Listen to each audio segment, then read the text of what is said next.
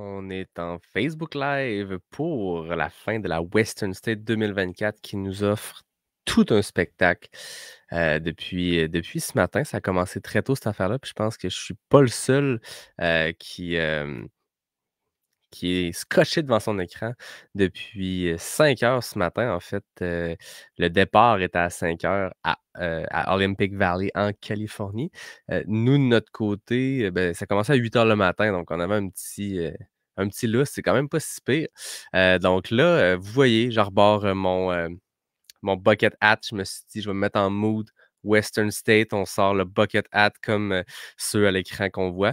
Ceux qui regardent, cette vidéo-là, en fait, ce Facebook Live-là, je vous ai mis à l'écran, le feed qu'on a de l'organisation de la Western State qui nous ont offert, tout un spectacle aujourd'hui. Il y a pas juste les coureurs qui ont été, très solides, il y a pas juste les coureuses qui ont été très solides aujourd'hui.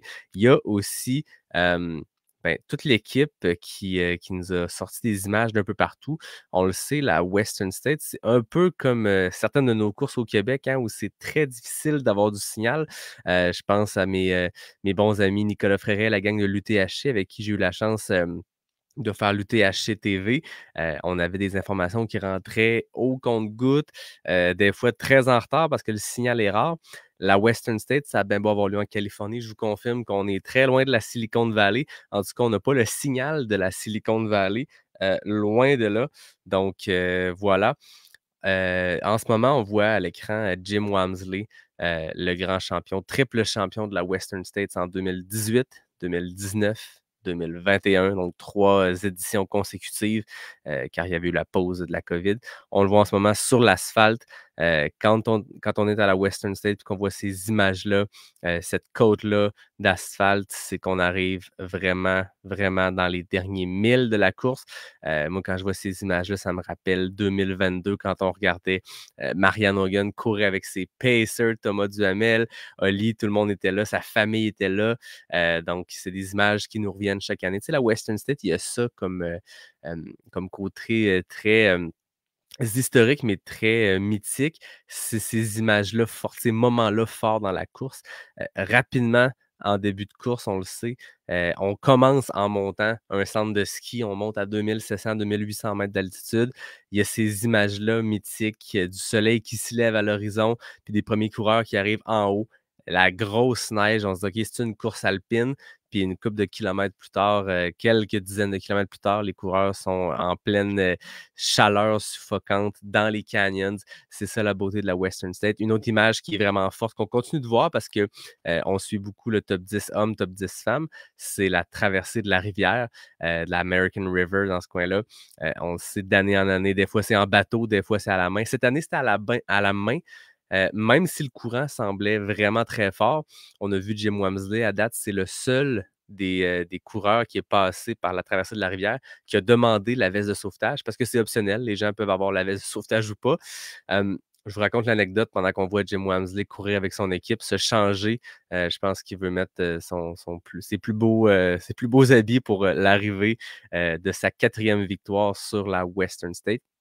En fait, en 2016, la première fois où, Jim a participé, à la course, ben, il était vraiment, en premier. Il était sous le record du parcours. Il allait vers une victoire certaine. Puis à la traversée de la rivière, ça a été la 1re de ses 2 erreurs. Il traversait, il a lâché et il a été déporté par le courant. Puis on sait que le courant, on l'a vu si vous regardez les images, depuis un peu plus tôt aujourd'hui. Le courant est vraiment, vraiment très fort et il s'est ramassé plusieurs mètres plus bas dans la rivière.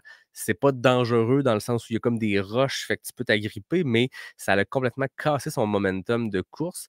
À ce moment-là, je crois qu'on est à peu près au 78e mile, donc il en reste long. Et Jim Walmsley, ça l'avait un peu sorti de sa course. Il avait continué d'avancer, puis quelque part au 93e mile, il avait pris un mauvais embranchement, puis il avait couru quelque chose comme 5 kilomètres dans la mauvaise direction. Il était revenu à pied, il avait fini ça en marchant 5 heures plus tard. Donc, c'était ça la première édition de Jim Walmsley en 2016.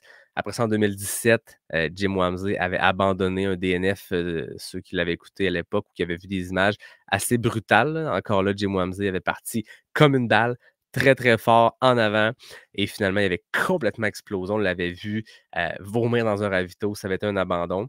Puis ensuite, ben, il a aligné 3 victoires consécutives. En 2018, record du parcours, victoire, un record du parcours, si je ne me trompe pas, en 14h30. Ensuite, 2019, il revient. Une année beaucoup plus fraîche que 2018 ou que cette année. Il avait fait un 14h09, le chrono qui est encore aujourd'hui le record du parcours. Ensuite, 2021, une année très, très chaude. Il avait fait ça en 14h46, donc toujours sous les 15 heures, qui est une barre assez mythique à la Western State que très peu de personnes ont réussi à franchir, le sub 15 heures. Et en ce moment, vraisemblablement, très certainement, Jim Wamsley devrait finir ça dans les 10 à 15 prochaines minutes. Très fort, probablement sous les 14h20. Ça lui ferait le deuxième meilleur chrono de l'histoire. Ça lui ferait 4 des 6 meilleurs chronos dans l'histoire de la course. Donc, ces 4 chronos victorieux seraient 4 des 6 meilleurs chronos de l'histoire de la Western. Tu sais, ça n'a quand même pas de sens. Je pense que Jim Walmsley, depuis des années, on le sait, c'est un maître dans ce sport-là. C'est un gars qui a très, très, très bien performé à la Western State. Bon, 3 victoires très solides. Les gens commençaient à jaser. Est-ce que c'est le plus grand? Est-ce le GOAT? Est-ce que c'est lui qui est le plus grand coureur de la Western State de l'histoire? Il y a un gars qui s'appelle Scott Jurek qui l'a gagné 7 fois consécutives entre 99 et 2005. Là, j'ai l'impression qu'avec une 4e victoire, je sais que c'est encore loin des 7 de Scott Jurek, mais la domination de Jim Wamsley sur ce parcours-là, sa polyvalence avec ses victoires sur d'autres types de courses, mais ce qui est établi sur la Western State, là, ça commence à être quelque chose d'assez légendaire. 4 des 6 meilleurs chronos de l'histoire, 4 victoires à ses 4 derniers essais. Tantôt, les commentateurs Dylan Bowman et Corinne Malcolm discutaient est-ce que son 14h09 de 2019 est une meilleure performance qu'aujourd'hui, qui va faire un 14h20, 14h25 dans une chaleur beaucoup plus accablante. La question se pose, c'est hypothétique, ça n'a aucune valeur, mais en tant que geek de sport, en tant que geek de trail, on aime se poser ces genres de questions-là. Hem, voilà, je ne sais pas ce que vous en pensez. Moi, je considère que c'est dans des grandes performances qu'on peut juste célébrer tout ça. On voit Yannick Bernard dans le chat qui est là, Julie Bertium. Coucou à vous 2, 2, j'oserais dire 2 habitués des 100 000 au Québec, ou en tout cas, Julie, l'année passée, a terminé, le Forillon, la première édition du Forillon 100 000 l'avait remporté. Première femme finisher de cette course-là. Salut Julie.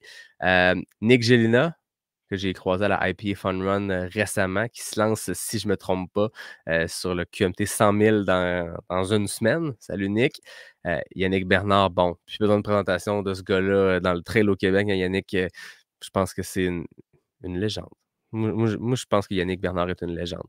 Parlant de légende, Jim Wamsley, toujours à l'écran, qui se dirige rapidement, très rapidement, vers sa 4e victoire sur la Western State. Bonne question, Michel demande est-ce qu'il retourne en France ou il reste chez lui à présent? Cette année, il s'aligne et sur la Western State et sur l'UTMB. On sait que les 2 dernières années, Jim Wamsley vivait en Europe pour tenter un peu d'émuler le mode de vie des Européens. Il est allé vivre à 2 pas de chez François Den. Puis ça l'a payé parce que finalement, il a remporté l'UTMB l'an dernier. Je pense qu'il voulait s'entraîner différemment. Lui qui est habitué au sentier très rapide, très courable de l'Arizona, de la Californie, de cette région-là des États-Unis, d'aller vivre en France. Je ne sais pas officiellement si ça demeure et l'Arizona, pardon, à Flagstaff ou s'il retourne en France. Dans tous les cas, il va retourner en France parce qu'il fait l'UTMB. Puis d'après moi, après avoir un gros build-up comme il a fait pour se préparer pour la Western State, donc beaucoup de trails rapides, beaucoup de vitesse, là, il y a des jambes d'UTMB à se bâtir. Puis lui qui tentera peut-être de suivre les pas d'un certain Kylian Jornet et d'une Marianne Hogan, qui sont parmi le très petit échantillon de coureurs ou de coureuses qui ont bien fait à la Western et à l'UTMB dans la même saison. Kylian avait remporté les 2 courses en 2011. Marianne avait fait 2 podiums sur les 2 courses en 2022. Et là, Jim Wamsley, bon, victoire cette année. Très bientôt, on ne va pas le dire avant qu'il franchisse la ligne d'arrivée. Hein, ça serait peut-être, on le jinxerait, nous autres, à Québec, à des milliers de kilomètres de lui. Mais je pense qu'il il s'enligne sur une victoire western. Donc, après ça, il va se mettre du dénivelé alpin dans les jambes pour essayer d'aller chercher une deuxième victoire consécutive à l'UTMB. On est rendu loin dans tout ça. Pendant qu'on voit Jim Wamsley courir dans le petit quartier résidentiel d'Auburn qui mène à la piste de 400 mètres où tous les coureurs, toutes les coureuses qui vont terminer à Western State vont terminer avec un tour de piste jusqu'à la ligne d'arrivée. On les voit traverser Auburn, qui est la capitale mondiale de l'endurance. C'est comme ça qu'ils s'autoproclament. Ce qui est intéressant aujourd'hui, c'est que ça a été une course extrêmement, extrêmement relevée. On savait que Jim Wamsley allait dominer cette course-là. C'est le maître, c'est lui qui en a gagné 3, mais il s'est fait beaucoup challenger par Rod Farvard. Je vous en reparlerai après parce que là, j'ai le goût qu'on apprécie le tour de piste de Jim Wamsley qui vient de faire son entrée sur la piste de Placer High School à Auburn, en Californie. Le voilà. Jim Wamsley est sur la piste, entouré de son équipe, de sa famille. J'ai la chance d'avoir une petite Noctem pas sortie du bois avec moi. C'est un peu de pub. Cheers à ceux qui regardent ça en même temps que moi. C'est quand même assez malade. Nick Gelina, j'ai vu que tu as une IPA sans alcool. Cheers, mon pote. Donc voilà, on voit Jim Wamsley traverser le stade de Placer High School, un endroit qui est mythique, qui le reste de l'année doit être je veux dire, un stade, un terrain de football d'une toute petite école secondaire d'Auburn en Californie. Puis une fois par année, ça se transforme en ligne d'arrivée du plus grand 100 000 au monde, la Western State. Donc Jim Wamsley va traverser ça. Il est 7h13 heure locale, donc ça va lui faire un chrono. Écoutez, on est vraiment tout près de son record du parcours. Il avait fait 14h09 en 2019. Il va faire ça quoi en 14h14, 14h15. C'est extrêmement impressionnant la dominance de ce gars-là, la maturité qu'il a gagnée dans les dernières années comme coureur, mais la vitesse est toujours demeurée. Rajouter à ça la maturité, l'expérience, ça fait un coureur redoutable. Le voilà qui traverse la ligne d'arrivée en 14h13 et bon, il prend son temps, 42 secondes. Jim Wamsley remporte sa 4e Western State. C'est historique ce qu'on voit ici. Le 2e meilleur chrono de l'histoire à environ 4 minutes de son record du parcours, mais dans une édition beaucoup plus chaude, beaucoup plus relevée. C'est vraiment une performance de maître que Jim Wamsley nous offre aujourd'hui. Ma blonde qui commente dans les commentaires le bucket hat à 10h15. Bien sûr! Regardez, Jim Wamsley à l'écran a le même bucket hat que moi. Je pense qu'il m'a vu dans le live, il a fait Guys, amenez-moi mon bucket hat. Je vais finir ça synchro avec Yannick. Bien sûr, c'est ce qu'il pense. Ça m'impressionne à quel point on le voit à la ligne d'arrivée, puis il vient comme de finir son jog du samedi matin, on dirait. Pas besoin de s'asseoir, pas besoin de se coucher par terre, pas de grands cris. Simplement prendre ses proches dans ses bras, puis terminer ça comme un chef, comme un pro. C'est très, très impressionnant. Francis Picard a un bon point. Imagine s'il n'avait pas arrêté 15 secondes par ravito, effectivement. S'il n'avait juste pas fait de ravito, on aurait peut-être un nouveau record du parcours aujourd'hui. Christopher Lévesque-Savard, salut. Je te vois dans le chat. J'ai même pas vu on est combien de personnes en ce moment. Cinquantaine, c'est cool pour un samedi 22h15, voir un dude avec un bucket hat commenter un live d'une course qui se passe en Californie. J'ai commencé à raconter un peu la course, puis finalement, on a vu Jim rentrer dans le stade, fait que j'allais pas gâcher le moment, mais c'était une course extrêmement, extrêmement relevée. Bon, il y en a un de fini sur 369, donc c'est encore une course pour les 368 autres, mais c'est la fois parmi les 4 victoires de Jim Wamsley où il a été le plus talonné. Puis depuis la mi-parcours, depuis le 50e mile, Jim et Rod Farvard se sont échangés la position de tête. Pardon, à plusieurs reprises, on a vu Jim entrer premier dans un ravito. Il a pris le temps, je pense qu'il a changé d'espadrille 2 ou 3 fois. Il prenait pas son temps dans les ravitaux, mais je veux dire, il s'assoyait, changeait d'espadrille, ça prend une petite minute ou deux. Et Rod Farvard, ce gars-là qui vient de Mammoth Lake en Utah, un gars de 28 ans qui a talonné Jim toute la journée. Rod arrivait après Jim, une minute, il repartait avant. Donc, à plusieurs reprises, c'est Rod Farvard qui prenait les devants après des ravitaux. bon, on n'a pas beaucoup d'infos. La course se passe dans des lieux où on n'a pas d'images. Le ravito d'après, oh, Jim Wemsley arrive, il y a 2 minutes d'avance. OK, c'est 2 minutes. Puis après ça, le ravito d'après, Rod repart en premier. Ça a vraiment été un échange de ping-pong entre ces deux-là. Puis bon, Jim, à un moment donné, a pesé sur le gaz, comme on peut dire. Puis je pense que Rod Farvard a une fin de course plus difficile à un moment donné. Ce pace-là, qui est maintenu à haute vitesse pendant une longue journée, ça rattrape. Dans tous les cas, Rod Farvard, peu importe comment ça va se terminer pour lui, là, on l'attend quand même dans les prochaines minutes. C'est une performance extrêmement impressionnante. C'est surtout une amélioration fulgurante. Écoutez, ce gars-là, l'année passée, avait terminé 11e. On sait qu'à la Western State, le top 10 obtient son ticket pour l'année suivante. Fait que on va voir dans les prochaines minutes, les prochaines heures, 10 hommes et 10 femmes terminer et obtenir leur ticket pour l'an prochain. Donc, s'ils veulent revenir à Western State l'an prochain, ils n'ont pas de course qualificative à faire, ils n'ont pas de loterie à faire. Rod Farvard termine 11e à 4 minutes de la 10e position l'année passée. Donc, à 4 minutes de pouvoir retourner faire la Western State sans avoir à se qualifier. Euh, Rod a dû retourner à la planche de dessin, trouver quelle course qualificative il voulait faire. Il s'est ramassé à faire The Canyons 100K, qui est une course qui se déroule sur à peu près les mêmes parcours que la Western State. Un 100 km encore là, extrêmement relevé. Ça fait partie de l'UTMB World Series. C'est qualificatif pour la Western State. Tout le monde est là. Tout le monde qui veut un ticket, tous les jeunes coureurs qui ont de l'ambition sont là. Rod Farvard a remporté cette course-là. Après ça, ça lui a permis de se qualifier pour la Western State. Puis d'aujourd'hui, nous offrir une performance vraiment, vraiment impressionnante. En ce moment, à l'écran, on voit Hayden Hawks, un coureur de haut calibre depuis plusieurs années. Il avait remporté la CCC, je pense, en 2017. Donc, ça fait longtemps que Hayden Hawks est très solide, très performant dans ce sport-là. On l'a vu battre des records de parcours de Jim Wamsley dans les dernières années. Donc, voulez-vous de la vitesse? En v'là. Hayden Hawks a battu les records de parcours sur Speed Goat 50K, sur GFK 50 Mile, les records qui appartenaient à Jim Wamsley. On l'a vu à Western State il y a 2 ans de mener une bonne partie de la course et finalement terminer deuxième derrière Adam Peterman. L'an passé, il n'était pas sur la Western State. Et là, cette année, il est là, sans ligne pour terminer troisième. Une grosse, grosse performance, encore une fois. C'est un gars qui a dû se requalifier cette année parce que l'année passée, il n'avait pas fait la course. Il est allé gagner Black Canyon pour une deuxième fois. Il l'avait gagné en 2020 devant un certain Elliott Cardin. Et, c'est ça, Hayden Hawks qui est très, très, très solide.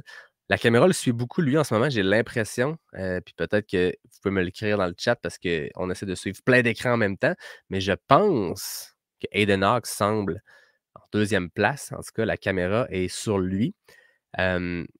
Côté féminin, c'est Katie Scheid en ce moment qui mène. Je vois la question de Julie. Katie Scheid est en train d'offrir une performance, elle aussi, stratosphérique, une performance record. Longtemps dans la course, elle a été en avance sur le record du parcours de Courtney Dauwalter de l'année passée. On se rappelle que l'an dernier, Courtney Dauwalter avait retranché 1 heure et quart au record existant. Le record féminin de la Western State appartenait à Ellie Greenwood depuis genre 2012. C'était imbattable. Les gens se demandaient quand est-ce que ça allait finir par être battu, parce qu'on est dans une époque où chaque année, les records du parcours tombent et le record féminin de la Western State ne se battait pas. L'an passé, Courtney Dauwalter l'a écrasé 1 heure et quart ou 1 heure et demie sous le record. Et même Katie Scheid, qui avait terminé deuxième, était sous le record du parcours existant. Donc, c'était les 2 meilleurs chronos féminins de l'histoire l'an dernier. Katie Scheid revient cette année. Courtney n'est pas là. Dans l'épisode Josette de Geek avec Nicolas Dan, il a osé dire que Katie allait battre le record de Courtney. Puis, je veux dire, j'aime beaucoup Nico, mais celle-là, j'y croyais pas. Là, mais finalement, elle nous a vraiment prouvé que ça se pouvait parce que elle était sous le record du parcours de Courtney Dauwalter pendant plus de la moitié de la course. À un moment donné, elle était quelque chose comme 26 minutes sous le record du parcours. Rapidement, je pense le premier ravito après 8 miles, elle avait déjà 10 minutes d'avance sur la deuxième. C'est une performance à avoir mené du début à la fin. Puis Katie Scheid, j'ai hâte qu'on la revoie à l'écran avec son gilet rose, mais dur à manquer. Elle est dans le pack d'hommes. Elle est dans le top 12, 13, 14, je ne sais plus, mais elle est extrêmement, extrêmement rapide. En ce moment, bon, Elle a ralenti un peu, puis on se rappelle que le record du parcours de Courtney Dauwalter l'an dernier, c'était sur la deuxième moitié du parcours qu'elle avait complètement, explosé dans le bon sens du terme, là, complètement, heu, grillé la compétition, disons-le comme ça. Puis, puis c'est ça, je pense que c'est là que peut-être le record du parcours a un peu échappé à Katie Scheidt qui, je veux dire, c'est une année plus chaude cette année, puis c'est une performance exceptionnelle qu'elle est en train heu, de nous, heu, de nous offrir. Elle va vraisemblablement terminer sous la barre des 16 heures, ce qui est énorme. Elle va inscrire le deuxième meilleur chrono de l'histoire. Elle possède déjà le deuxième meilleur chrono de l'histoire, fait que, elle est en train de marquer, son nom, elle est en train d'engraver son nom dans l'histoire de la Western State, aucun doute là-dessus. Donc, la course des hommes pour la première place a été beaucoup plus serrée jusqu'à il y a peut-être une heure ou deux. Hem, Côté féminin, ça fait très longtemps qu'on sait que Katie Scheidt, est en tête avec une large avance. Par contre, il faut le mentionner, le reste du pack féminin a beaucoup, beaucoup bougé puis était très, très, très serré. À l'heure actuelle où on se parle, Katie Scheidt, est passée c'est la seule qui est passée au 90e mile. Mais ensuite, pour la deuxième, troisième et quatrième place, on a Fuzhao Jiang, une Chinoise qui était pas qualifiée. Je ne sais pas comment elle a eu son golden ticket, mais c'est pas une fille qui revenait. C'est pas la Chinoise Lia Yingling, qui avait terminé 9e l'an dernier.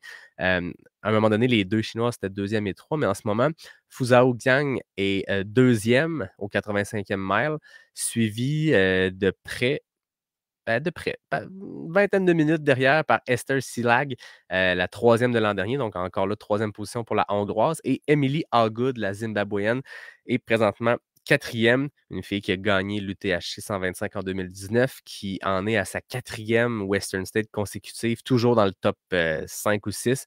Donc, encore là, très solide. Présentement en quatrième position. Elle est à 2 minutes d'Esther Silag, donc il y a une bataille qui va se jouer là. Il y a ça qui est le fun aussi avec la Western State. On suit la tête de course, bien sûr. Parfois, il y a de la compétition, comme Jim, où ça a été une course très serrée. Parfois, il n'y a aucune compétition, puis Katie Scheidt est seule au monde. Mais les 10 premières places sont extrêmement compétitives. Il y a un gros, gros, gros plateau. Puis c'est toujours intéressant de voir comment ça se joue. Puis des fois, c'est là qu'il y a des gros dépassements en fin de course, puis qu'il y a des choses très intéressantes qui se passent. Donc, présentement, à l'écran, on voit le deuxième homme qui va terminer. Et c'est Rod Farvard. Je m'étais trompé tantôt. Edenhox, on le suivait dans le village. Il y avait une caméra plus que sur lui que sur Rod Farvard. Mais bien sûr, Rod finit ça extrêmement solide avec son pacer Tim Tollefson, qui est un coureur qui a 2 podiums à l'UTMB, qui n'a plus besoin d'introduction dans le sport. Rod Farvard va terminer ça avec le troisième meilleur chrono de l'histoire de la Western State. Il va finir ça en 14h24 sous le chrono victorieux de Jim Walmsley en 2018 et 2021. On le voit, 14h24 et 14 secondes, et voilà Rod Farvard qui a surpris tout le monde après une 11e place l'année dernière. Vient de terminer ça. On le voit qu'il est très en douleur, couché à la ligne d'arrivée, il vit beaucoup d'émotions. Euh, Ça a été une course immense pour ce gars-là qu'on n'a pas vu venir personne. Je pense pas qu'il était comme pronostic de personne. Ouf, on le voit à la ligne d'arrivée, couché. On sait pas s'il se tord de pleurs ou de douleur ou de tristesse, mais je pense que c'est une fin de course qui a été extrêmement difficile pour lui. À un moment donné, je crois que c'est, après la traversée de la rivière au, 78e mile, il y a un ravito 2 miles plus loin. Les 2 gars, Jim Walmsley et Rod Farvard, ont, traversé la rivière ensemble quasiment, là. Il y avait une dizaine de secondes de différence. Puis dans la montée de 2000, donc un 3 point quelques kilomètres, jusqu'au ravito, Rod Farvard a pris 4 minutes à Jim Walmsley. Fait que là, on se dit: «OK, Jim, ça va pas», puis Rod Farvard est en feu. Le ravito suivant, 5000 plus loin, donc encore là, c'est pas beaucoup, là, 8 kilomètres plus loin. Jim avait repris 1 minute, fait qu'il avait comblé un manque de 5 minutes. Fait que les gars sont mis à s'échanger. Puis je pense que c'est ce dépassement-là qui a été un peu le clou dans le cercueil, où on a vu Jim Walmsley à ce moment-là accélérer puis terminer sa course. Puis on a vu Rod Farvard ralentir un peu. Puis on avait des échos de ce qu'on entendait dans les ravitaillements que c'était très, très difficile pour lui, une fin de course pénible. C'est un 100 000. Je pense que n'importe quel 100 000 est tough comme ça à la fin. Mais Je pense que ça a été très douloureux. Il a poussé, puis il est probablement allé très, très loin dans ses retranchements. C'est quand même fou, un gars comme ça qui arrive, qui est un peu, méconnu dans le sport, qui tient tête à le plus grand coureur de la Western State, puis un des meilleurs coureurs en ce moment au monde, Jim Walmsley, une légende du sport, un idole du sport. Puis tu as ce gars-là qui arrive, qui a donné toute une bataille. Rod Farvard, c'est un nom qui va être facile à retenir. C'est un nom qu'on n'entend pas souvent. Puis je pense qu'on va le revoir sur des grosses, grosses courses. En tout cas, là, il va pouvoir revenir l'an prochain parce qu'il y a le dossard M2 qui va lui appartenir. Il est debout. Donc ça va. Je pense que ça a été une fin de course difficile, mais il est debout. On voit son pacer à Rod, Tim Tollefson, qui salue Jim Wamsley, deux gars qui se connaissent bien, qui ont été longtemps ensemble dans l'équipe Oka. Euh, et Jim Wamsley, voilà, le gros câlin à Rod Farvard. Les deux viennent d'établir le deuxième et le troisième meilleur chrono de l'histoire de la Western State. C'est assez historique ce qu'on vit aujourd'hui. Une autre chose assez historique, c'est drôle parce que dans l'émission Josette de Geek qu'on a sortie, Nico Dan et moi, on parlait à quel point souvent les hommes explosaient un peu plus que les femmes sur la Western State. Hein. On voyait, tu avais le top 10 femmes, puis ils finissaient pas mal toute la course, puis le top 20 hommes, il y en avait juste 10 là-dessus qui finissaient. Puis, puis c'est ça, finalement. On voit-tu Aiden Knox à l'écran? Je pense qu'on a manqué ça pendant qu'on jasait. Aiden Knox aussi est arrivé. Donc, on a un top 3 très, très, très solide. Euh, Écoutez, c'est ça la beauté de faire un live comme ça, puis de prendre un peu d'infos qui rentrent par Twitter, un peu d'infos qui rentrent par le live, des caméras qu'on ne sait pas trop qu'est-ce qui suivent. On va aller voir qu'est-ce que ça dit là-dessus.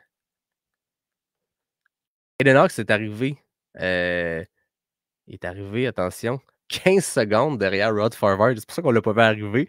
La caméra est arrivée sur Rod Farvard, couché en boule. Et Aiden Knox, qui a fait une arrivée sur le podium, un peu sneaky, pendant que la caméra ne le regardait pas. Puis bam, 16 secondes derrière Rod Farvard. C'est immense. Écoutez, Jim Wamsley, 14h13. Rod Farvard, 14h24. Aiden Knox, 14h24 et 31 secondes. C'est immense. Quand on regarde dans l'histoire de la Western State, on avait 1, 2, 3, 4, 5, 6, 7, 8, 9 personnes, en fait 9 finishes qui étaient sous les 15 heures. Là-dessus, tu as 2 Rob Craw et 3 Jim Wamsley. Il y avait 7 personnes ou 6 personnes dans l'histoire qui avaient couru la Western State sous les 15 heures. Même pas, il y en avait 5. Tom Evans, Rob Craw, Tim Olson, Jim Wamsley, Tom Evans et Jared Eason. Et là, aujourd'hui, on en a déjà 2 nouveaux qui s'ajoutent à cette liste-là, qui sont allés sous les 15 heures à la Western State. On parle de Rod Farvard et Hayden Knox. Donc, très, très, très impressionnant. Ça promet pour l'an prochain. On voit Daniel Jones, qui était, moi, ma prédiction pour monter sur la deuxième marche du podium, qui s'enligne pour terminer 4e. Lui aussi, sous les 15 heures, très certainement. On le voit sur l'asphalte. Je ne sais pas, il reste combien de kilomètres, un petit 2-3 kilos. Il est 7h29, donc il lui reste 31 minutes pour être sous les 15 heures. Je pense que ça devrait aller. On pourrait le faire à la marche, à reculons, puis il serait correct.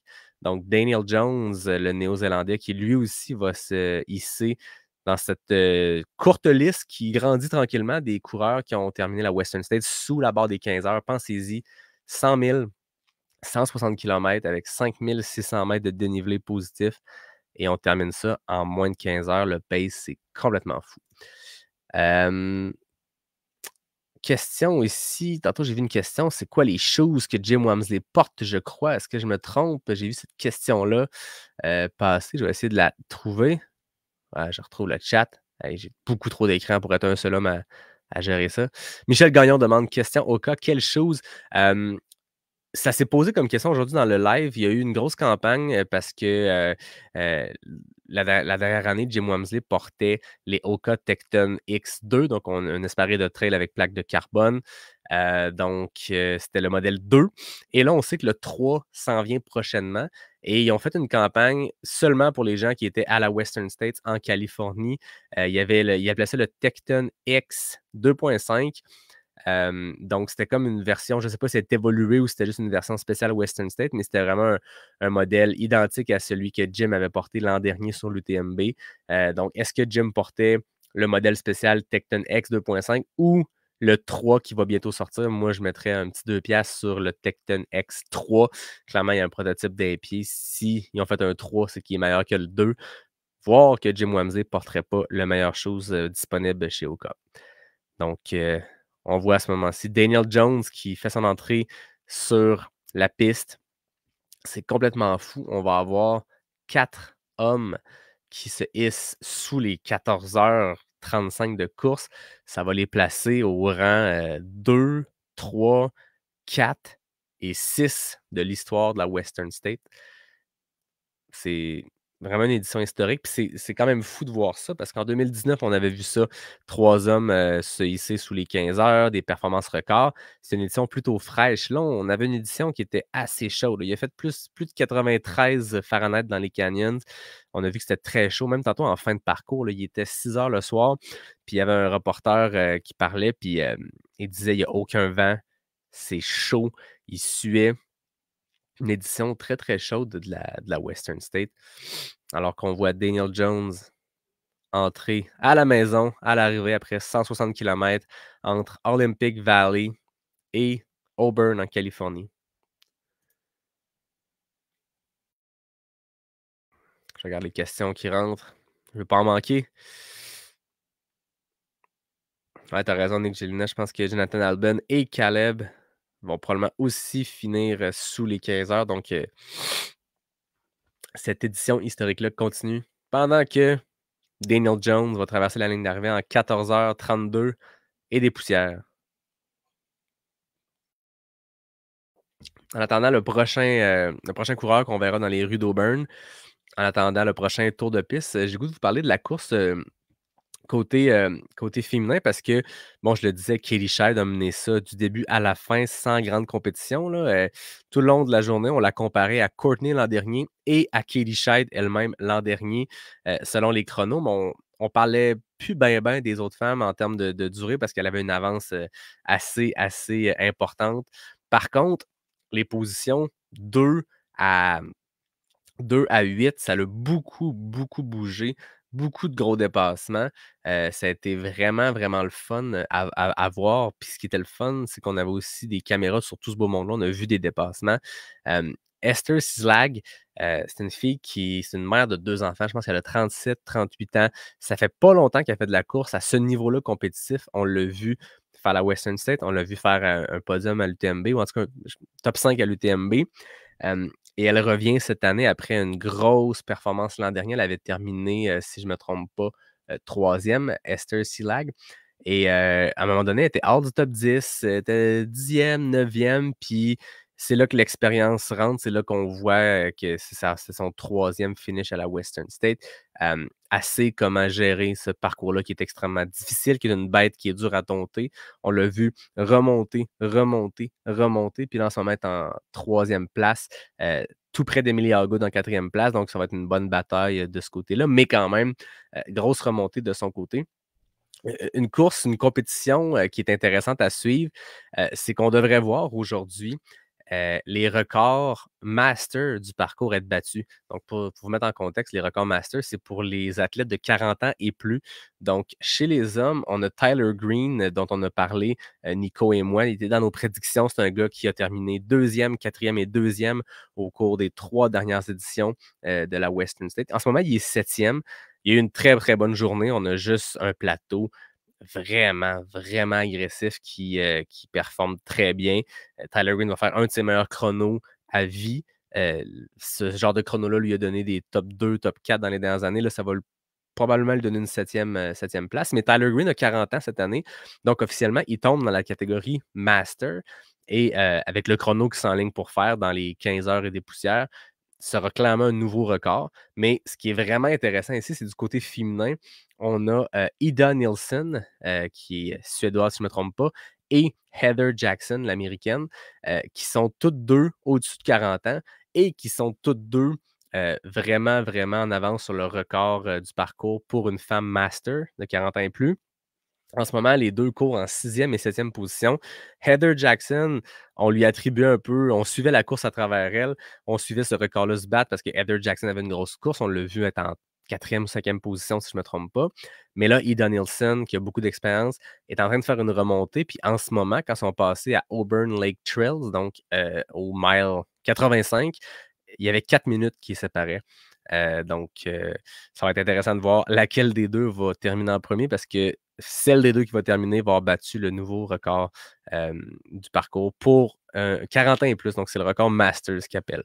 Donc il y avait ça qui était intéressant à suivre, dans la course. Pendant qu'on attend le prochain homme sur la piste, je regarde, est-ce qu'on a d'autres questions? Non, ça va comme ça. J'espère que tout le monde va bien dans le chat.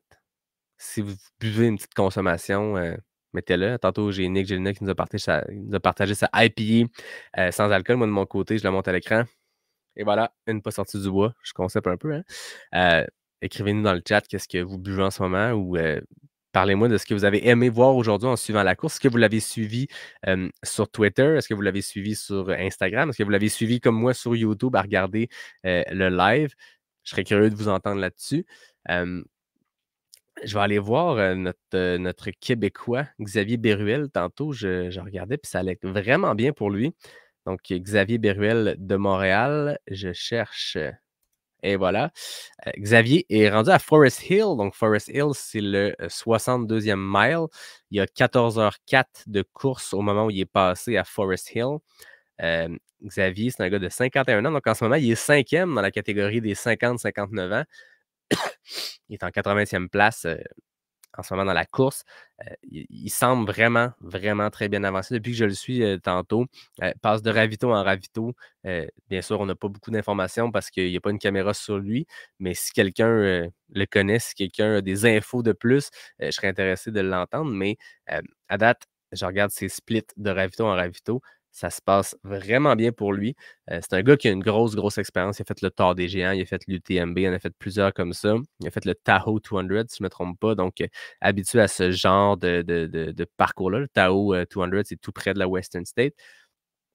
C'est juste 2 fois plus court pour la Western State, donc ça doit quand même bien aller pour lui.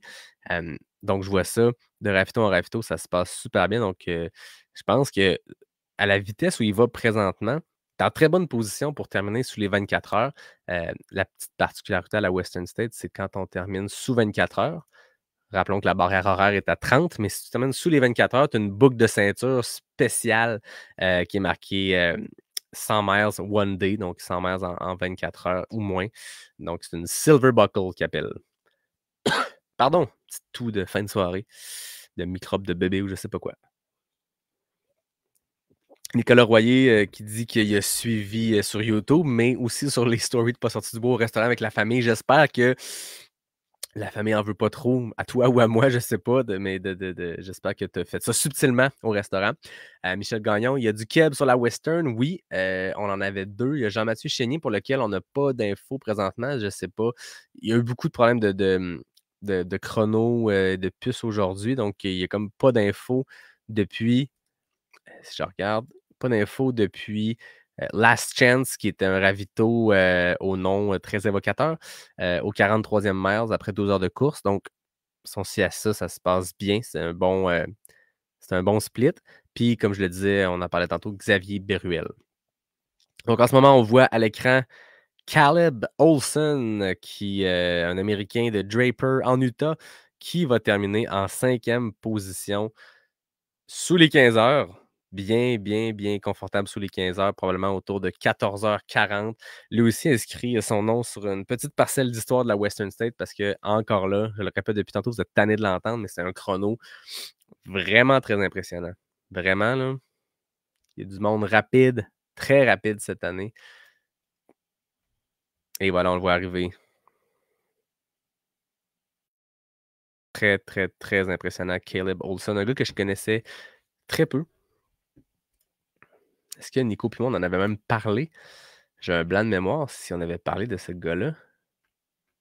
Caleb Olson.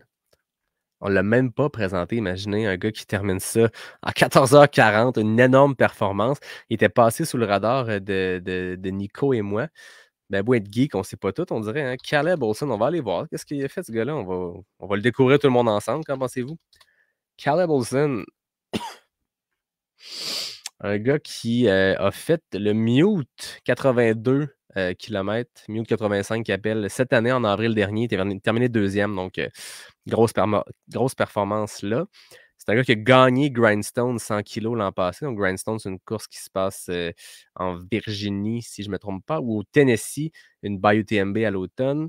Il a aussi terminé deuxième à l'Ultra Trail Cape Town, 100 km. Donc, une belle grosse feuille de route, une 13e position à la CCC il y a quelques années. Il avait fait The Canyons, le 100 km en 2022, course qui ressemble beaucoup à la Western State, je le répète. Donc, une 9e place là. Donc, un gars qui a une grosse feuille de route, qui roule sa bosse depuis au moins 2018, selon ce que je vois ici, qui vient de terminer la Western State en 5e place. Donc, lui aussi obtient le dossard M5 pour l'an prochain.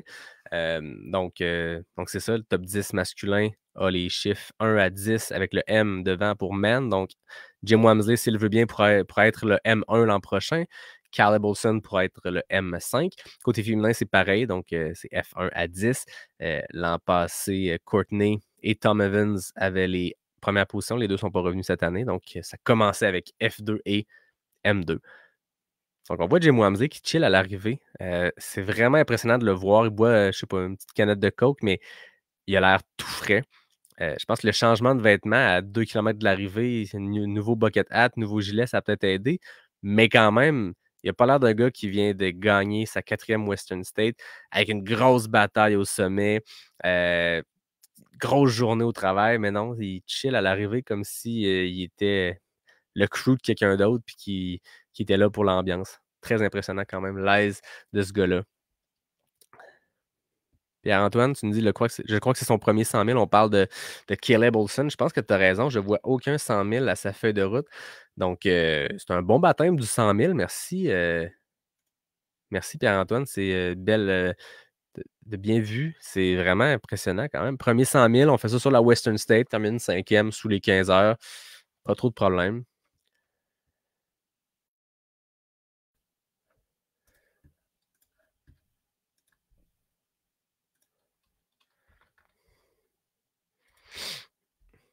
Nicolas Dan qui m'écrit sur le côté, on n'aura pas eu le sub 14 cette année. Je sais, mais c'était une année trop chaude. Mais à la vitesse où Jim Wamsley a fait ça, 14h13, une année aussi chaude, imagine l'an dernier, imagine en 2019, s'il y avait eu cette forme-là. Très impressionnant.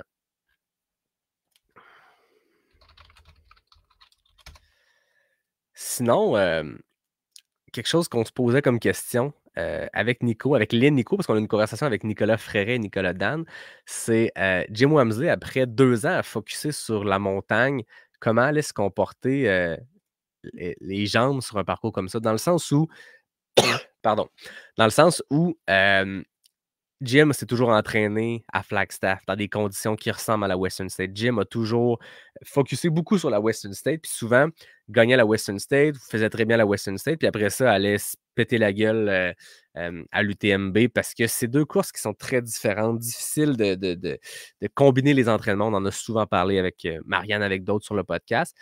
Mais là, Jim, ça fait 2 ans qu'il a vraiment son regard tourné vers l'UTMB, qui vit dans le Beaufortin, qui vit dans les Alpes, qui s'entraîne comme un montagnard, qui fait le régime François Den, bref, avec le skimo l'hiver et tout ça. On se demandait, bon, il est revenu à Flagstaff dans les dernières semaines, il a fait un gros bloc d'entraînement, là, un genre de 8 semaines super intense avec ce qu'il a mis sur ce travail. Il y avait des choses qu'il n'a peut-être même pas mis. Puis on se demandait, bon, qu'est-ce que ça va donner sur la Western State? Bon, on a la preuve maintenant que les jambes de montagne fonctionnent bien sur la Western State. Mais ça va être intéressant de voir sa transition à partir de la fin de sa récupération. Là. Je suppose qu'il va prendre quelques semaines un peu plus off, mais l'UTMB vient quand même vraiment très vite. Donc, j'ai hâte de voir comment ses jambes vont se comporter.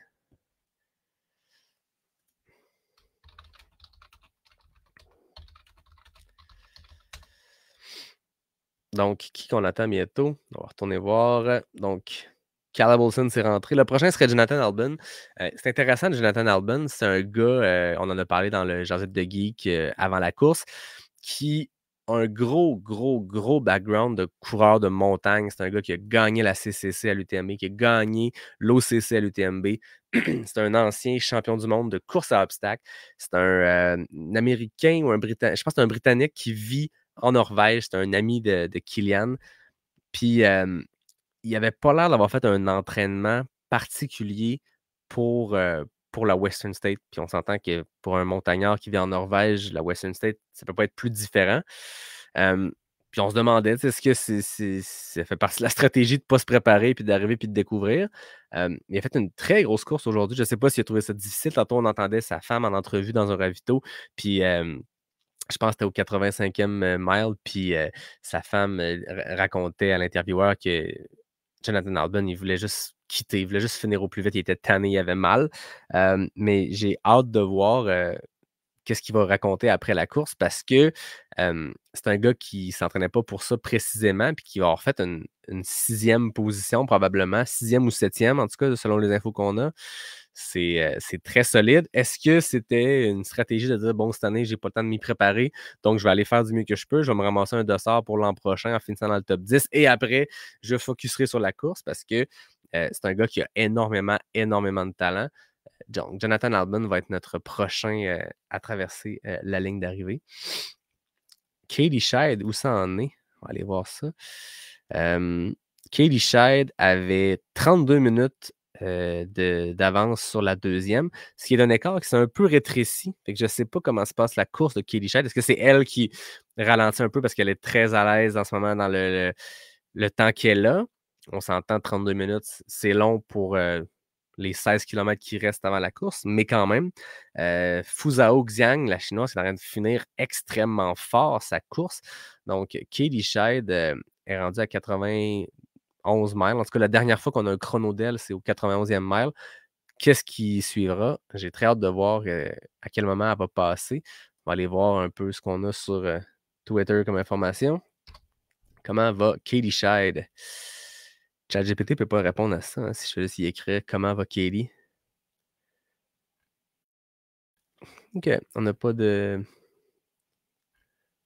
nouvelles récentes, mais bon, on est dans une portion de parcours où si c'est pas dans le ravito que ça se passe, on ne sait pas ce qui se passe parce que même si on est tout près de l'arrivée à Auburn, ça demeure que on est quand même très, très reculé sans trop de signal. Donc voilà, Katie Scheid qui continue d'avancer. On la voit maintenant à l'écran.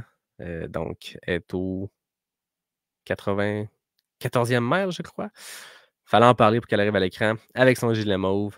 Voilà, Katie Scheid, une fille qui vient du Maine, donc pas loin de chez nous. Peut-être que ce sera une façon de l'attirer puis qu'elle vienne faire une petite course au Québec. C'est pas loin de la maison. On sait qu'elle vit en France, mais tant qu'à passer à la maison dans le Maine, pourquoi Kelly ne viendrait pas faire une petite course au Québec? Maintenant que tu parles français aussi, donc why not? Donc Kelly, on la voit présentement un peu saccadée parce qu'on sait les caméras, le signal, c'est difficile à la Western State. Ça nous pratique pour dans 2 semaines pour la Hard Rock où c'est pas beaucoup plus facile d'avoir du signal. J'ai hâte de voir ce que je vais réussir à vous donner pendant la course comme information parce que c'est très reculé. Donc, Kelly Scheid vient de passer effectivement à Pointed Rocks, le ravito du 94e mile. Donc, elle est rendue à 14h47 de course. Donc, il lui reste moins de 6 miles avant l'arrivée. La grande question, allons-nous toffer jusque-là avec ce live? Je pense que c'est ça le plan de match. Le plan, ça serait de continuer à jaser, de répondre à vos questions. S'il y en a qui veulent venir jaser même verbalement, écrivez-moi. Écrivez-moi sur Facebook dans les commentaires. Je peux même vous inviter dans le live et on va jaser. Mais le but, c'est de se rendre jusqu'à l'arrivée de Katie Scheid dans, bon, il lui reste 6 miles. C'est quoi, c'est 10 km? Elle va nous faire ça en 20 minutes? Non, non.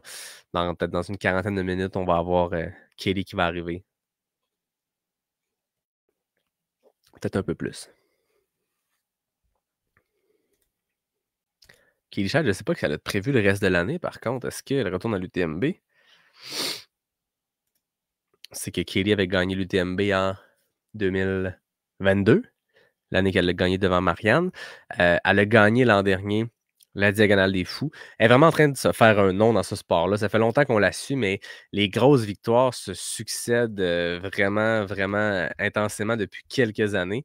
Je vais aller juste chercher son profil pour vous en parler plus en détail, mais c'est ça. Quand on regarde les dernières années, c'est assez impressionnant de son côté. Ça part avec une 8e place à l'UTMB en 2021. Il y avait des résultats avant, mais je vais partir de là. UTMB 2019, elle a fait une 6e place. Fait que, tu sais, on se place dans le top 10 de l'UTMB, ça va bien. Mais après ça, c'est là que ça l'a vraiment ouvert avec sa victoire à l'UTMB en 2022. Ensuite, victoire sur le Coastal Challenge au Costa Rica. victoire à l'Eco Trail Paris, donc une course super roulante en 80 km. Ensuite, 2e place l'an dernier avec un record du parcours, ou en tout cas un temps qui aurait pu être un record du parcours à d'autres éditions à la Western State. Ensuite, une 2e place à l'OCC qui avait démontré toute sa polyvalence parce que faire Western State, OCC, Diagonale des Fous dans la même saison, comment s'entraîne pour ça? C'est un bon défi. 1re place à la Diagonale des Fous l'an dernier. Elle a gagné Canyons, le 100 kg, il y a 2 mois, alors qu'elle n'avait pas du tout à faire une course qualificative. Elle s'est quand même pointée sur une course qualificative de la Western State juste pour se pousser sur ce parcours-là, pour voir comment l'entraînement allait. Je pense que ça doit être une course un peu baromètre pour elle, qui était un excellent baromètre parce qu'elle a gagné le 100 kg chez les femmes. Elle a terminé 6e au scratch, une autre performance immense. Et là, aujourd'hui, elle se dirige vers une victoire à la Western State. Katie Schide est en train de faire son nom dans le sport, en train d'écrire son nom dans la légende. On parle souvent des Big Four, les 4 grandes courses, les 4 grands 100 000 quand on parle en trail longue distance. La Western State, pardon, pas facile le rhume. Donc, je recommence. La Western State, l'UTMB, la Diagonale des Fous et la Hard Rock. Et là, elle a une victoire sur l'UTMB, victoire sur la Diagonale des Fous. Aujourd'hui, victoire probablement sur la Western State. Il va lui rester que la Hard Rock. Il reste juste à être pigé, mais vraiment un gros trou de roue qu'elle est en train de faire, Mme Scheid. Donc, elle vient de passer au 94e mile. On l'attend d'ici une quarantaine de minutes sur la piste à Auburn. En ce moment, on me donne l'information que Simon Gosselin, le Français dont on parlait dans l'épisode avec Nico Dan, Nico Fréret nous confirme que il va arriver à peu près en même temps que Katie Scheid. Donc, Katie, je ne sais pas, elle est rendue combienième au scratch.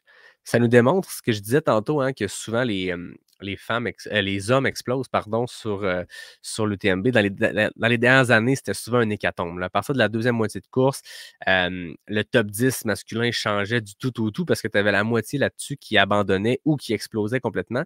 On n'a pas eu ça aujourd'hui. Puis je trouve qu'une des bonnes façons de le montrer, c'est que Katie Scheid s'enligne sur une performance qui se compare à celle de Courtney l'an dernier. Et pourtant, elle est 13e au classement général.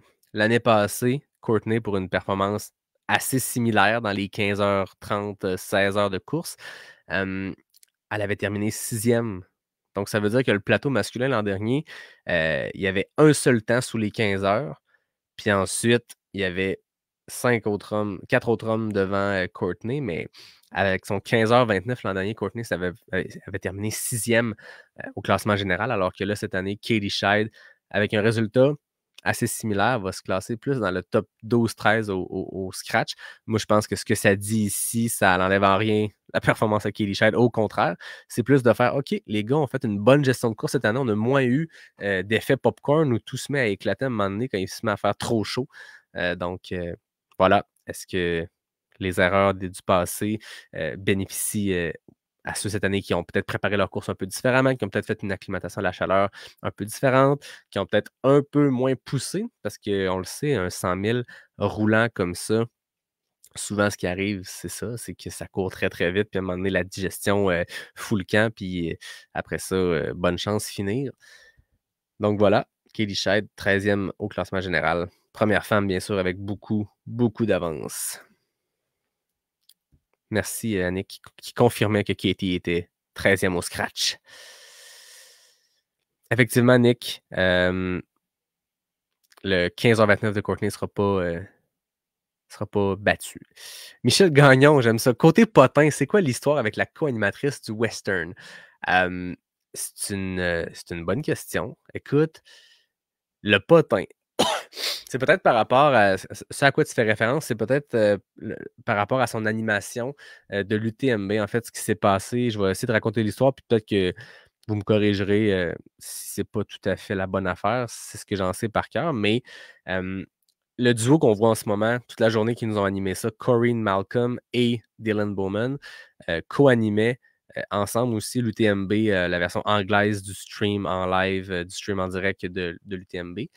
Et dans la foulée l'an dernier de l'UTMB World Series, qui a fait une acquisition, toute l'histoire du Whistler by UTMB en compétition avec le Whistler Alpine Meadows. Cette histoire-là que je vous ai racontée quelques fois, dont un café du vendredi à un moment donné avec Samuel Ouellet. Bref, dans cette controverse-là, Corinne Malcolm était sorti très, très, très contre l'UTMB.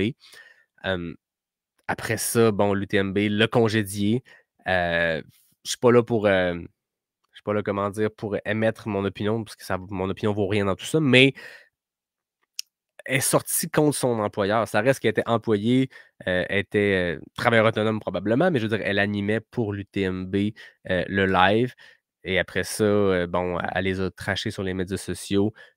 Puis trashés, je veux dire, je pense pas le bon terme. Elle les a critiqués, disons-le comme ça, sur les médias sociaux. Puis l'UTMB n'a pas apprécié. Est-ce que tout ça aurait pu se jaser en privé puis régler ça plutôt que de faire un grand congédiement à grand déploiement? Peut-être, mais c'est un peu ça qui s'est passé, Michel. Je pense que c'est peut-être ça le potin auquel tu fais référence entre Corinne Malcolm et l'UTMB l'an dernier. Mais elle est de retour pour animer la Western, puis on est bien content parce qu'elle est vraiment très pertinente. Et voilà, Jonathan Albon qui va compléter la liste d'hommes qui vont terminer sous les 15 heures. Extrêmement impressionnant, ce gars-là qui s'entraîne pour des courses beaucoup plus montagnardes, qui a terminé ça en 14h56. C'est extrêmement rapide pour un premier essai sur la Western State. Et si je ne me trompe pas, Monsieur Jonathan Albon, c'était son premier 100 000. On va aller voir pour le fun, mais aux dernières nouvelles, il a fait OCC, CCC. Jonathan Albon, c'était effectivement son premier 100 000. Sans entraînement spécifique, on le rappelle, M. Albon n'a pas remporté, mais a terminé la Western State sous les 15 heures. C'est un bon baptême du 100 000, ça, M. Albon. Grosse performance, termine 6e. Donc, ce sera son dossard M6 s'il souhaite revenir l'an prochain. Un gars qui, je veux dire, depuis qu'il s'est mis vraiment sérieusement au trail, c'est quelque chose. Je veux dire, il s'est toujours mis sérieusement au trail, mais il alternait aussi avec ce qu'il faisait en course à obstacles et tout. Mais depuis quelques années, ce qu'il enchaîne comme course sur les plus hauts plateaux, ce qu'il réussit à faire comme performance, c'est énorme, énorme, énorme.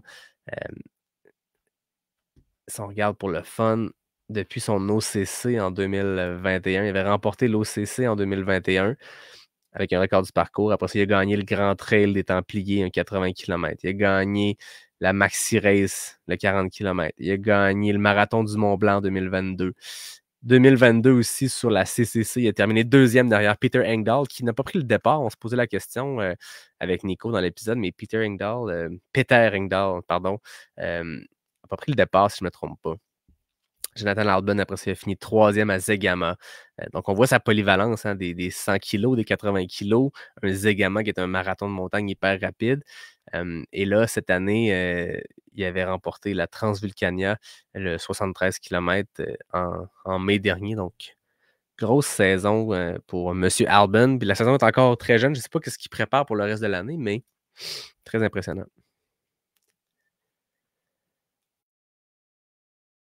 Alors qu'on voit à l'écran Tyler Green qui va fracasser le record master de la Western State, qui vient tout juste d'avoir 40 ans.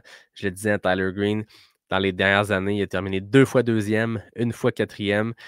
Il y a une régularité sur ce parcours-là qui est assez impressionnante.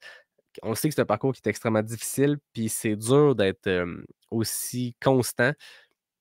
Tyler Green réussit très, très bien. Bon, c'est peut-être pas une deuxième place comme il y a eu dans les dernières années, mais une 7e place avec le plateau qu'on avait ici, tout juste, tout près des 15 heures. Ça va être, lui, son meilleur chrono de sa carrière sur la Western State. Il va terminer 7e. Il va encore pouvoir revenir. C'est un gars qui revient année après année puis qui est toujours aussi solide.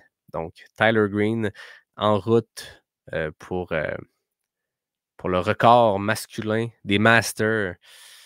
Ça me semble que c'est jeune, 40 ans, pour être un Master, non? Avoir des chronos spéciaux puis des records spéciaux.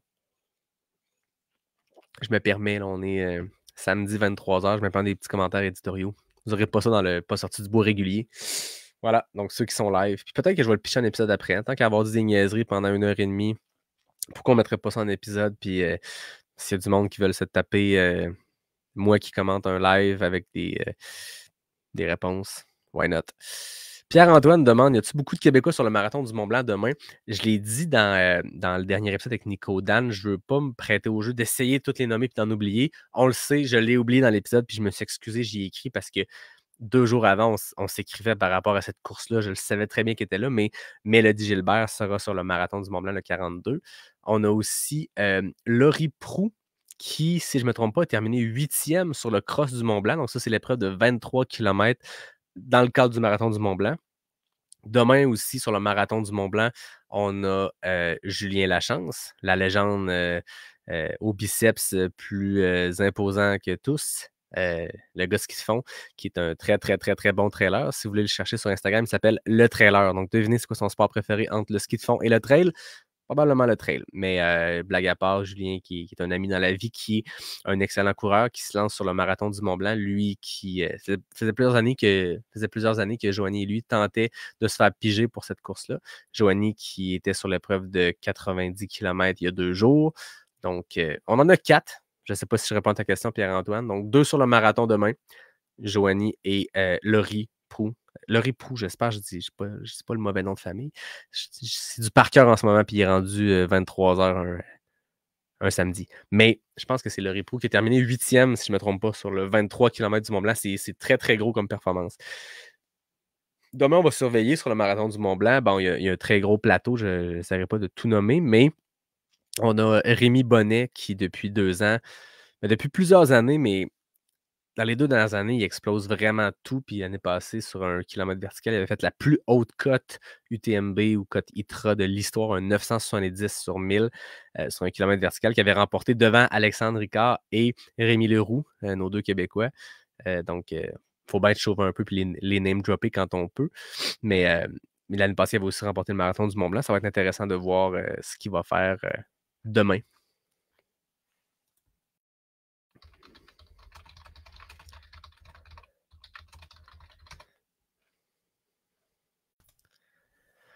Pendant qu'on voit Tyler Green qui traverse la petite banlieue de Auburn, qui est tranquille à l'année longue et qui devient l'épicentre de l'ultramarathon pendant une fin de semaine.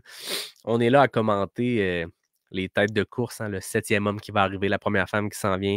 C'est une course qui, en ce moment, ça ne fait que 15 heures qu'elle est en cours.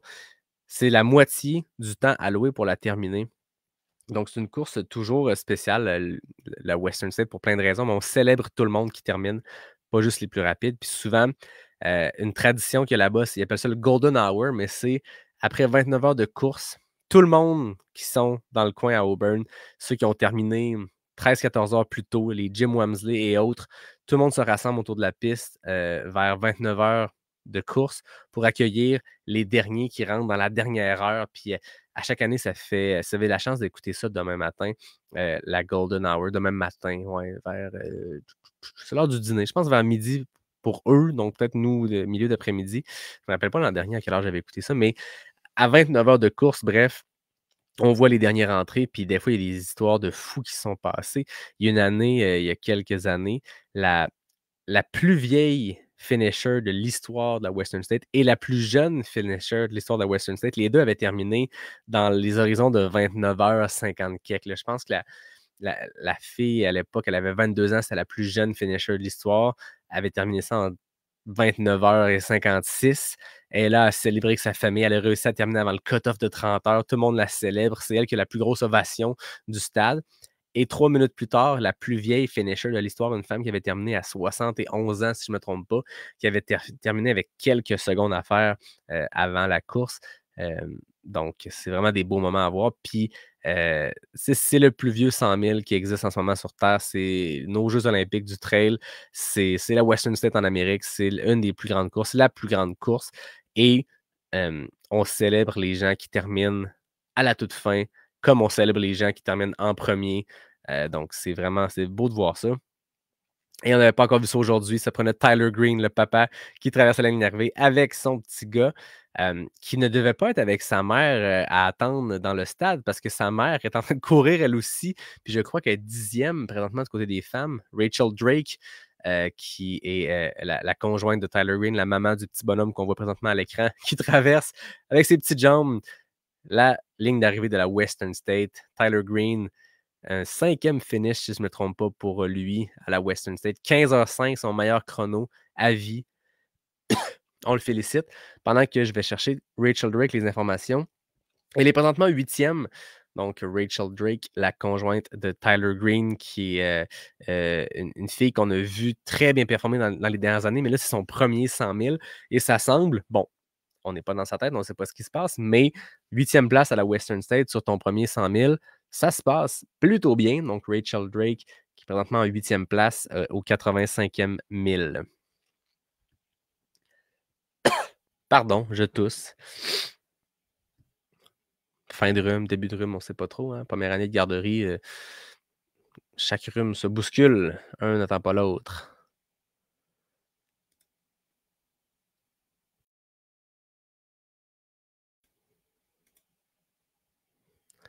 Donc en ce moment, on a Jiasheng Shen, le Chinois, qui s'apprête à devenir le 8e finisher de la journée, qui va terminer en 8e place.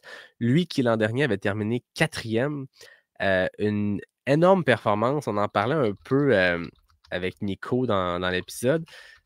Historiquement, les Chinois, autant l'UTMB que la Western State, partaient extrêmement vite et souvent explosaient. C'était une stratégie qu'eux adoptaient. Peut-être que ça fonctionne bien dans leurs courses plus locales, mais sur les gros plateaux internationaux, c'était pas rare qu'à l'UTMB, après 15-20 km, c'était des Chinois qui leadaient, puis des grosses vedettes, là, des gens qui avaient gagné des grosses courses by UTMB ou autres en Chine, des vedettes locales à l'échelle nationale, puis qui arrivaient sur ce gros stage international-là, puis ça se passait pas, à un moment donné, ça explosait, ça partait un peu vite. Les gestions de course, c'était plus difficile, mais Jiasheng Shen est vraiment très solide. Lui, l'an dernier, il avait terminé 4e à la Western State. Ensuite, il avait terminé 2e, c'était à la CCC, non à l'UTMB. Puis ensuite, il a remporté un Mount Yun by UTMB en octobre, un 50 km. Il a remporté le Zhangjiang 100 en novembre. Ensuite, le The North Face 100 Ultra Trail. Lui, c'est un 50 km qu'il a fait en Chine en avril. Il est terminé 5e à la Trans-Grande Canaria, donc s'impose vraiment sur la scène internationale depuis quelques années. Et là, après une 4e place l'an dernier, il termine 8e, mais si je ne me trompe pas, il va avoir un meilleur chrono que l'an dernier. Oui, effectivement.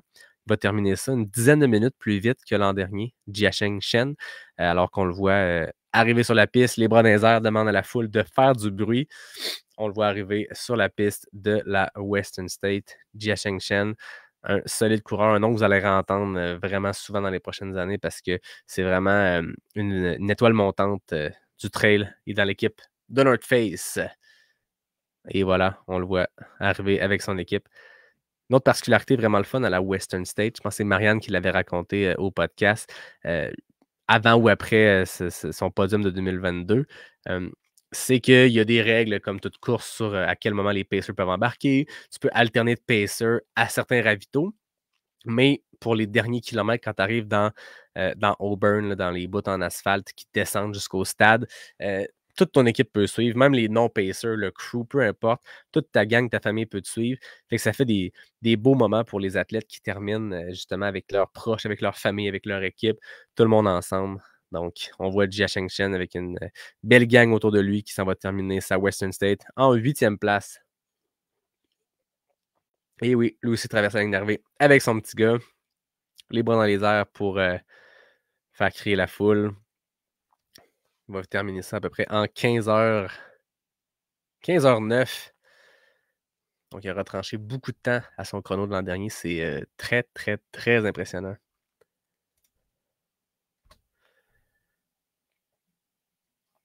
Mise à jour côté féminin parce que Esther Silag et Emily Hagood ont atteint le Quarry Road, donc le ravito du 90e mile. Donc, Esther Silag est une trentaine de minutes derrière la deuxième, Fuzhou Xiang, la chinoise. Donc, elle va s'installer confortablement en troisième place, mais Emily Hagood est moins de 4 minutes derrière elle. Donc, il pourrait avoir une belle bataille pour le podium. Emily Hagood a terminé plusieurs fois la Western State. Esther Silag aussi.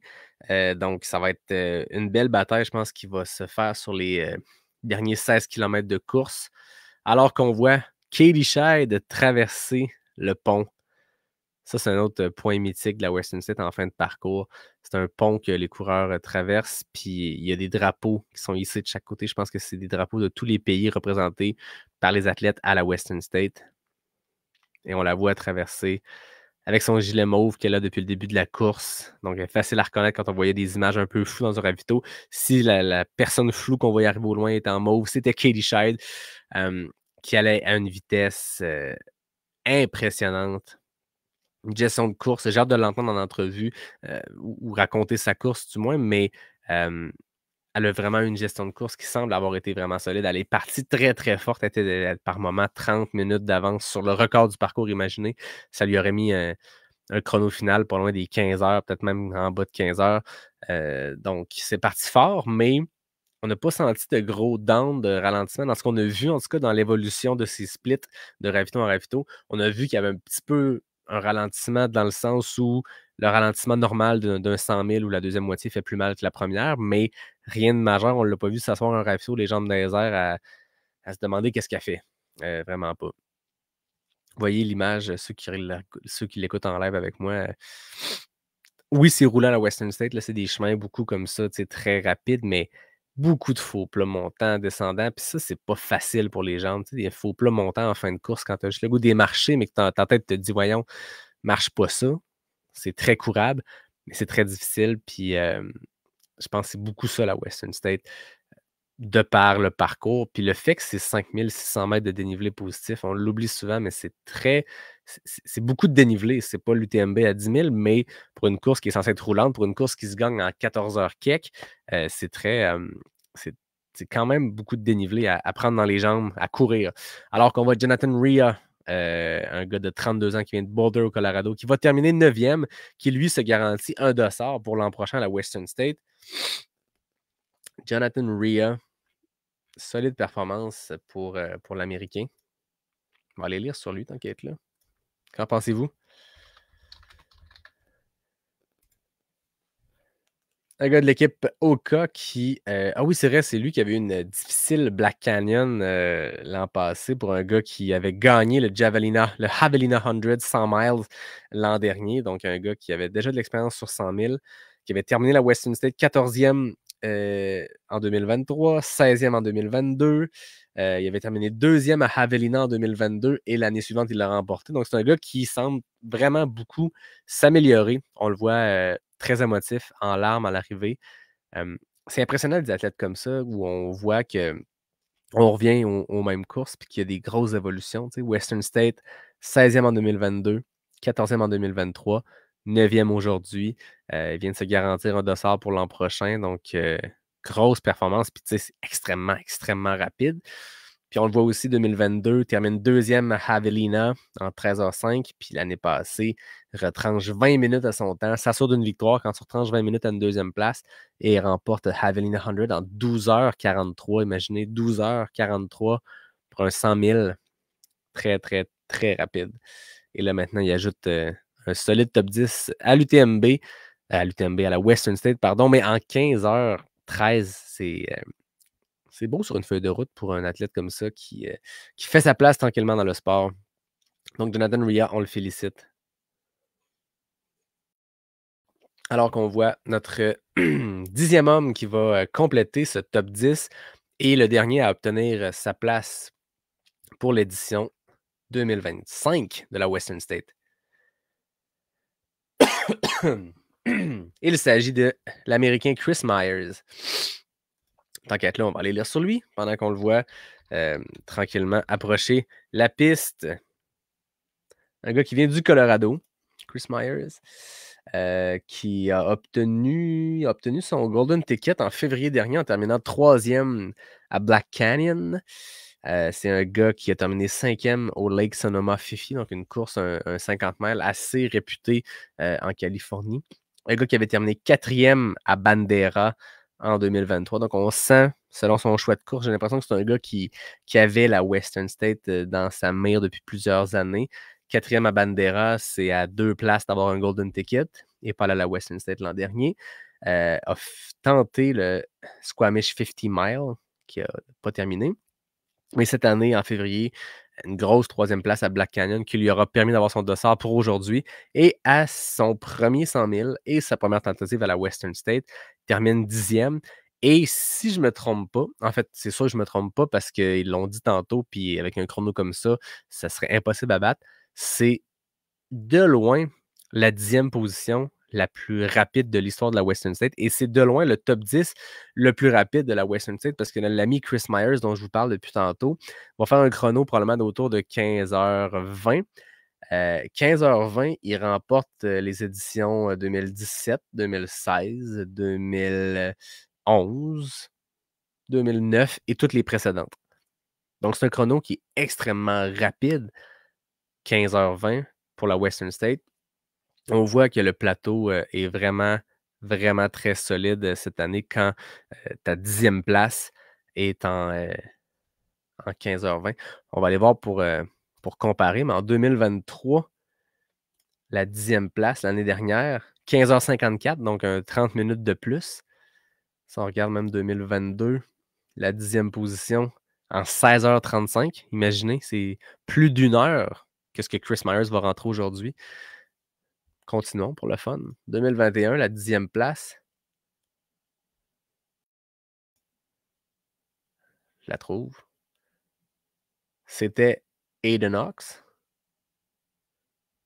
17h48, imaginez. C'est sûr que chaque édition est différente. C'est dur des fois de comparer. Moi, je trouvais ça drôle l'année passée. Oui, c'était facile de dire hey, Courtney aurait remporté la plupart des éditions de la Western State avec son chrono. Oui, mais l'an passé, c'était un peu plus frais. Puis, c'est dur de comparer une année à l'autre dans un sport qui fait 100 000, qui fait 160 km. Il y a tellement de variables, mais ça n'enlève en rien les performances de personne. Mais là, de voir que en 2021, le 10e homme avait fini en 17h48 et aujourd'hui, le 10e homme va faire ça en 15h18.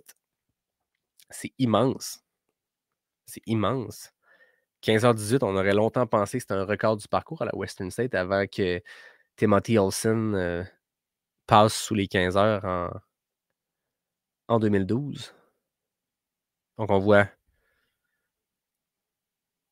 voit traverser avec sa gang, une belle grosse gang. C'est ça qui est le fun de la Western State. Ils sont une dizaine qui courent avec lui pour traverser la ligne d'arrivée. C'est vraiment, vraiment trippant. Chris Myers qui termine son premier 100 000, la Western State, en 15h18 et quelques poussières. Très, très, très impressionnant. Beaucoup de grosses performances. J'ai beaucoup dit le mot impressionnant aujourd'hui. C'est toujours beau à voir. Quand on a fait ce sport-là, peu importe la distance, peu importe ce qu'on a tenté de faire, quand on s'entraîne, quand on se prépare avec un objectif en tête, que ce soit un 5 kg route, un 10 kg trail, un 160, un 200 000, peu importe. On sait, on sait que la préparation est demandante. On sait que c'est un sport qui mérite pas qui mérite, mais qui nécessite de la discipline. Il faut sortir beau temps, mauvais temps, dans le fret, dans la pluie, si on veut atteindre nos objectifs. Puis souvent, quand on s'inscrit à une course, quand on se fixe un objectif, c'est ce qui nous motive.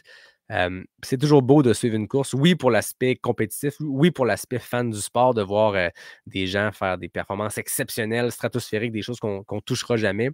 Mais c'est surtout de voir des émotions, de voir des gens qui vont dans leur retranchement, alors qu'on voit le 11e finisher. Blake Slatengren.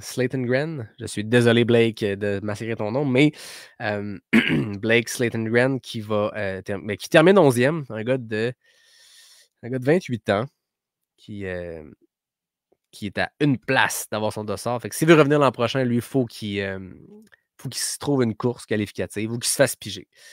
Il y a encore des très gros noms dans la course. Et tantôt, je parlais de Peter Engdahl que je n'avais pas vu partir. Il est là. Présentement, il est en 16e place. On ne l'a pas vu de la course. Peter Engdahl, c'est un gars qui, d'habitude, on voit bien, bien, bien en avant des courses. C'est un gars qui avait remporté la CCC devant Jonathan Albon. On ne l'a pas vu de la journée. Puis, mon erreur, je n'avais pas vu à aucun moment que Peter Engdahl était dans la course. Le Suédois qui vit en Norvège, qui est présentement en 16e position au 90e mile. Je ne l'ai pas vu venir, celle-là.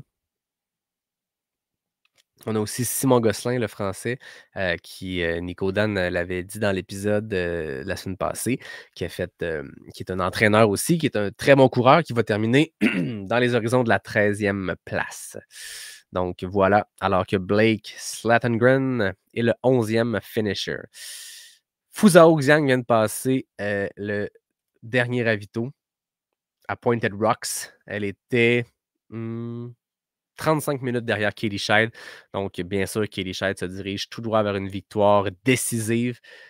Fuzhou Xiang qui a fait une grosse, grosse journée, une belle remontée. Si on regarde ses splits, c'est une fille qui était 19e en haut de la montagne, 12e au premier ravito, 7e. Puis ensuite, elle a juste joué au Pac-Man sans arrêt. 6e, 4e, 5e, 4e, 3e, 2e. Et depuis environ le 62e mile à Forest Hill, c'est elle qui occupe la deuxième place et elle ne l'a pas laissé aller. Et ben, bien au contraire, elle a étendu son avance. Puis là, on a vu que Lin Chen semblerait être rendue en troisième place. Je ne sais pas si c'est une erreur. Ce qu'on nous présente à l'écran, c'est des données qui remontent au 85e mile pour Katie Scheid. Donc, c'est peut-être des vieux chiffres, mais on nous dit que Lin Chen est devant Emily Hawgood et Esther Silag. Alors que moi, je vais être honnête avec vous, dans ce que j'ai de Ultra Live qui est feedé en continu, Lin Chen n'est juste pas là. Donc, mystère.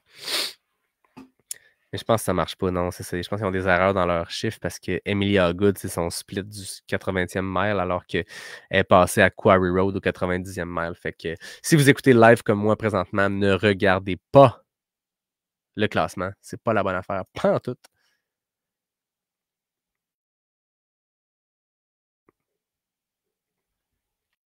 Pierre-Antoine, il nous dit LDNF. Je sais pas de qui on parle. Pierre-Antoine, je suis désolé. Je sais pas, ça fait combien de temps que j'ai manqué ton commentaire, mais peut-être que tu parlais de Lin Chen.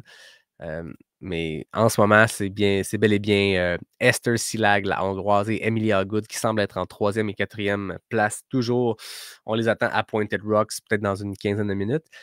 Katie Scheid, on devrait l'avoir arrivé quand même bientôt, peut-être d'ici une quinzaine de minutes si les pronostics sont bons. Ce sera ce qui terminera notre live pour aujourd'hui. Là, ce que je trouve drôle, c'est que depuis le début de la journée, je suis vraiment assidu sur les stories. Donc, il y a des gens qui m'ont écrit, qui suivaient la course à travers les petites stories que je partageais. Je donnais peu de détails, mais c'était des fois des petits faits cocasses à travers les classements que je partageais. Mais ça fait 1h30, 1h15 que je suis en live. Fait qu'il y a 1h30. Fait que clairement, ça fait 1h30 que je n'ai pas fait d'update. Donc, il fallait venir écouter le live. Donc, voilà. OK, Mike Garneau nous dit que Lin Chen était blessé un ravito un peu plus tôt. Donc, effectivement, je pense qu'on a eu un petit problème à l'écran par rapport à ça.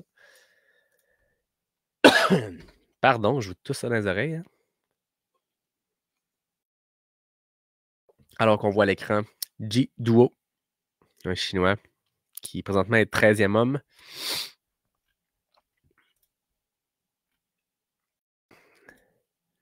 Il serait notre prochain finisher Ji Duo. Un gars que je connais pas, on va aller voir. On va aller voir qu'est-ce qui se dit sur lui. Donc, Ji Duo de l'équipe Oka, un gars qui court beaucoup, beaucoup. Beaucoup sur le continent asiatique, bien sûr, mais quand même 14e à l'UTMB l'an dernier. Ça m'impressionne toujours quand j'ouvre les profils des coureurs asiatiques, surtout les Chinois. Ils courent vraiment beaucoup, puis ils font vraiment, vraiment beaucoup d'événements. Quand on regarde sa liste, là, je scroll, c'est du 10 à 12 ultras par année, puis c'est souvent le cas. Je ne sais pas qu'est-ce qui explique ça. Je pense qu'ils ont beaucoup, beaucoup de courses. Le trail est vraiment en explosion de popularité sur le continent asiatique et particulièrement en Chine. Mais les coureurs chinois courent vraiment beaucoup d'événements. 2023, on va y compter pour le fun. 4, 5, 6, 7, 8. 8 ultras, dont 300 000 en 2023. 2020, il y a une dizaine de courses. Donc, grosse feuille de route pour Ji Duo, qui cette année avait remporté le Mount Yun by UTMB donc un 100 kilos avec 4500 mètres de dénivelé. Il avait terminé premier sur 600 coureurs. Il avait aussi terminé premier au Doi Intanon by UTMB, que j'en avais parlé avec Isabelle Bédard, la Québécoise qui vit en Asie. On avait parlé du Doi Intanon by UTMB. Il avait remporté le 100 000 l'an dernier. Écoutez, une course de 175 km et 10 030 mètres de dénivelé positif. Belle petite balade. Il avait remporté ça. Donc, un gars avec beaucoup, beaucoup d'expérience. C'est ce que ça nous dit ici, hein?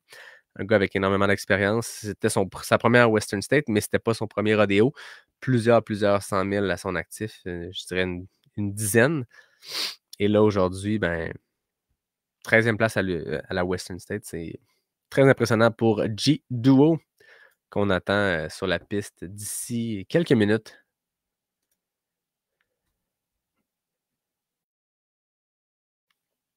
Toujours beaucoup de monde dans le live.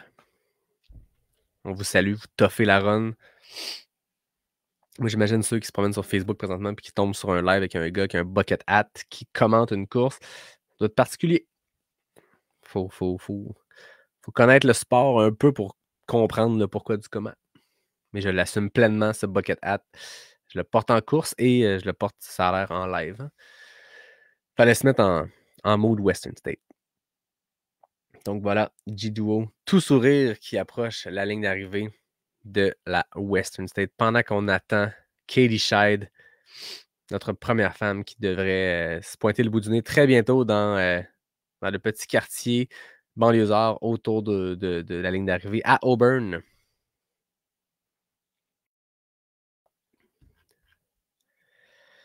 Pour le fun, regardons les prédictions. Nico et moi, on avait dit Jim Wamsa en première place. On l'avait eu. Mais après ça, on n'est vraiment pas proche. En fait, Rod Farvard, personne ne l'avait vu venir, ni Nico, ni moi. On avait mis tous les deux aussi Katie Scheid, donc notre première place. Bon, c'était quand même, vous nous direz, c'est assez évident. Je suis d'accord avec vous. Mais à part ça, on est quand même plutôt loin, mais on aurait essayé. On a lancé une journée quand même modérément chaude, je n'avais parlé dans l'épisode. Finalement, il a fait un peu plus chaud que prévu, ce qui a ajouté au degré de difficulté de la course, mais qui n'a pas ajouté au nombre de DNF. Donc, les gens étaient acclimatés, les gens étaient préparés. Je pense qu'il y a plein de façons d'expliquer que ces chronos-là, ces chronos sur le record du parcours descendent d'année en année. D'une part, il y a l'entraînement qui se perfectionne. Il y a vraiment une surspécialisation des athlètes dans leur distance, dans ce qu'ils tentent de faire.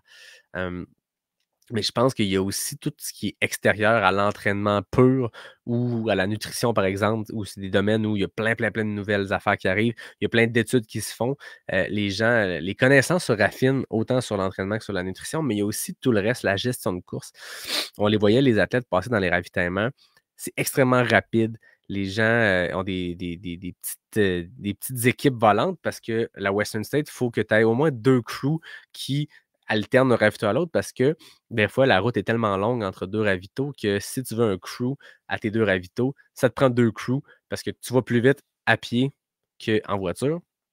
Fait que toute cette logistique de course-là est vraiment très importante. Puis je pense que les athlètes se rendent compte de plus en plus que pour améliorer les chronos, pour être le meilleur athlète possible, puis pour compétitionner avec les meilleurs, ça prend pas juste un entraînement, ça prend pas juste de la nutrition, ça prend pas juste une stratégie de course, ça prend tout ce qui vient autour, incluant la stratégie de ravitaillement, l'acclimatation à la chaleur. Aujourd'hui, je le disais, on a vu beaucoup moins de gens exploser puis abandonner versus d'autres éditions. Je parle surtout en ce moment de l'avant du peloton. Puis je pense qu'une des raisons qui peut expliquer ça, c'est que justement, l'année passée, l'année d'avant, beaucoup de monde explosait parce que c'était difficile avec la chaleur, que les gens étaient moins bien préparés, moins bien acclimatés. Et on se prépare convenablement. Puis je me dis, il existe des processus d'acclimatation pour, par exemple, la Badwater. Hein? Francis Picard, se prépare pour ça en ce moment, puis on en parlait, on s'écrivait, puis on parlait un peu de l'acclimatation qu'il faisait pour la Badwater. Puis je me dis, mettons que tu te prépares pour la Western State, tu n'auras pas les températures de Badwater, mais mettons que tu t'acclimates avec un processus qui peut ressembler à celui de la Badwater en te préparant pour du 50 degrés. est-ce que la Western State va bien se passer à 40 degrés? Probablement. Fait que je pense que tous les processus, s'améliorent. Il y a de la recherche qui se fait, il y a de l'éducation qui se fait. Puis c'est ce qui peut expliquer que les records du parcours sont démolis d'année en année. Hem, c'est vraiment impressionnant de voir le niveau du sport augmenter. Puis je pense que c'est juste le début. Aujourd'hui, on a combien? 5 hommes, 6 hommes sous les 15 heures? On vient carrément de doubler le nombre de personnes dans l'histoire qui avaient terminé la Western State sous les 15 heures. Si mes calculs sont bons, il y en avait 6 avant aujourd'hui et on en a eu 6 aujourd'hui. On vient de doubler le nombre de personnes qui sont capables d'atteindre un niveau qu'il y a quelques années, on pensait complètement impossible à atteindre. Quand Timothy Olsen, en 2012, je crois, avait terminé ça en 14,46, on se disait, bon, ben voilà, c'est la première personne, ça se reverra jamais. Puis on a revu ça à plusieurs reprises depuis. Mais aujourd'hui, c'est vraiment, vraiment particulier dans des conditions extrêmement, ben, extrêmement, dans des conditions très, très chaudes. C'est pas l'édition la plus chaude, mais c'est quand même dans la moitié des éditions les plus chaudes qu'il y a eu. On est là à avoir 6 personnes qui terminent sous 15 heures. C'est vraiment impressionnant.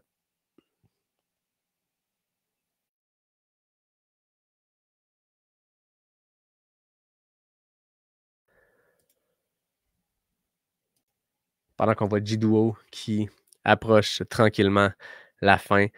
Il est 8h32 heure locale, donc en ce moment, ça fait 3 minutes que le record de Courtney Dauwalter, est dépassé. Donc, bien sûr, on le savait depuis, quelques heures que Katie Scheidt, bien qu'elle ait une course exceptionnelle, était plus tout à fait en position d'aller chercher ce record du parcours-là. Néanmoins, elle s'enligne clairement sur le deuxième meilleur chrono de l'histoire. Elle va battre son propre chrono à elle, qui date de l'an dernier. Donc, l'année passée, Courtney Dauwalter, 15h29 et Katie Scheidt, 16h43. Donc, il y avait 1h44 quand même qui séparait les deux femmes. Toujours complètement fou de juste regarder les résultats de Courtney. Mais aujourd'hui, c'est la journée de Katie Scheidt, c'est pas la journée de Courtney. On est là pour parler de Katie qui va absolument battre son record de l'an passé et donc se hisser au deuxième rang des meilleurs chronos jamais vus sur la Western State. Katie Scheidt qui continue de démontrer sa dominance dans le sport. Donc, on va l'avoir arrivé très bientôt. On a très hâte de l'avoir.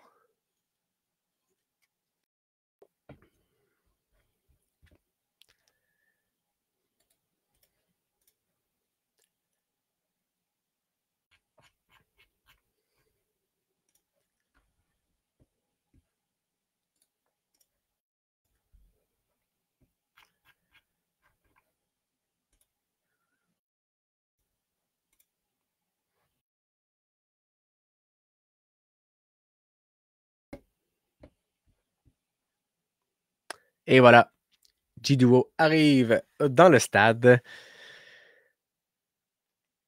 Encore là, lui aussi avec une belle grande gang autour de lui pour, amorcer le tour de piste jusqu'à la ligne d'arrivée.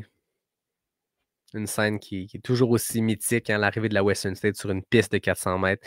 Ça fait 160 kilomètres que tu cours, sur des sentiers, dans de la garnotte, dans de la poussière, dans des canyons hyper chauds et tu t'emmènes ça sur une belle piste comme ça.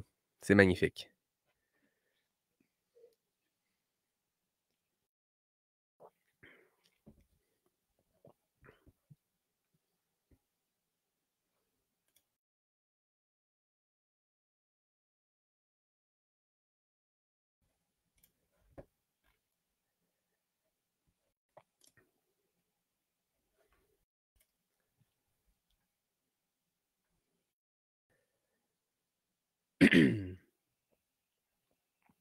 Statistique vraiment intéressante qu'on a vue aujourd'hui, au mile 38, donc en début de course quand même, les 16 premiers hommes étaient à 10 minutes l'un de l'autre. Donc entre le premier et le 16e homme, il y avait seulement 10 minutes et c'est un record de tous les temps de la Western State. Jamais, à aucun moment dans la Western State, il y avait eu autant de personnes, autant de coureurs dans un laps de temps aussi restreint. Le précédent record, ça datait de 2023, l'an dernier, où il y a eu un moment dans la course où, entre le premier et le 12e homme, il y avait à peu près 10 minutes de temps.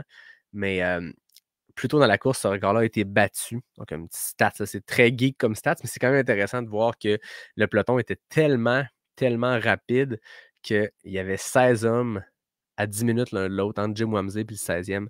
Donc, quand on parlait d'une course serrée, c'est ça qui se passe. Pendant qu'on voit à l'écran Katie Schide qui amorce la dernière petite montée en asphalte, ça doit faire mal après 158, 159 miles de monter cette côte-là qui semble vraiment quand même très à pic.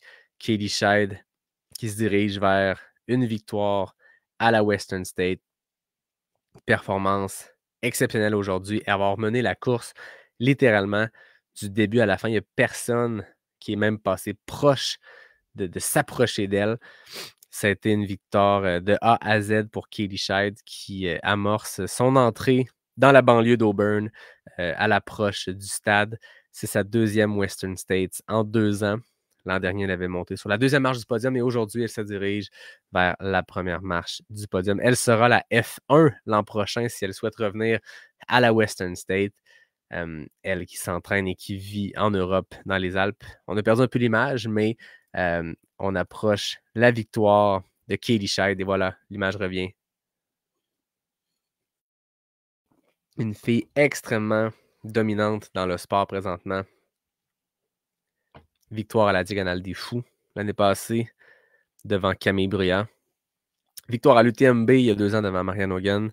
Et là, victoire à Western State, très loin devant la deuxième place. Donc, une grosse domination de Katie Schide qui était prête. Quand on a vu la performance que cette fille-là a faite à Canyons 100 kg en avril dernier, c'était dur de placer quelqu'un d'autre en première place dans une prédiction. Quand on a vu la dominance que cette fille-là avait sur ce parcours-là, je veux dire, tu sais, souvent, on regarde les résultats des coureurs, des coureuses, puis on se dit, OK, on va peut-être comparer. OK, elle a gagné telle course, elle a été dominante sur telle course. Ça se compare un peu. Le sentier est un peu différent. C'est plus technique, celle-là. C'est plus montagneux, celle-là. Dans le cas de Canyons, on est carrément sur les parcours similaires, à quelques exceptions près, mais ça reste qu'on est vraiment dans la même région, sur les mêmes sentiers. On a vu que l'entraînement avait clairement payé, qu'elle était prête pour la Western State.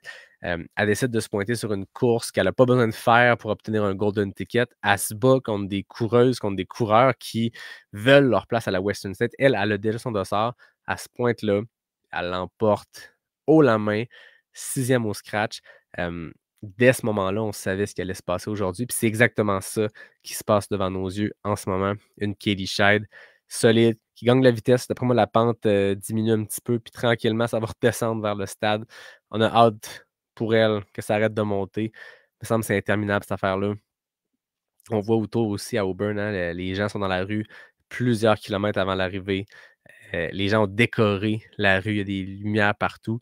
Je le disais en introduction, Auburn s'est autoproclamé la Endurance Capital of the World, donc la capitale mondiale de l'endurance, pour plein de raisons, mais dans ce cas-ci, pour la Western State, qui, avant d'être une course à pied, était une course pour les chevaux, jusqu'à temps qu'un des jockeys perde son cheval puis se dise: «Je peux le faire à pied». Il l'a fait. Puis regardez, c'est devenu 51 ans plus tard, l'un des 100 000 les plus importants au monde, clairement le plus important sur le continent américain. Ça va toujours être la grande discussion, UTMB ou Western State. J'ai envie de vous dire UTMB et Western State. Pourquoi pas les deux? On est obligé d'avoir vraiment une course plus importante qu'une autre.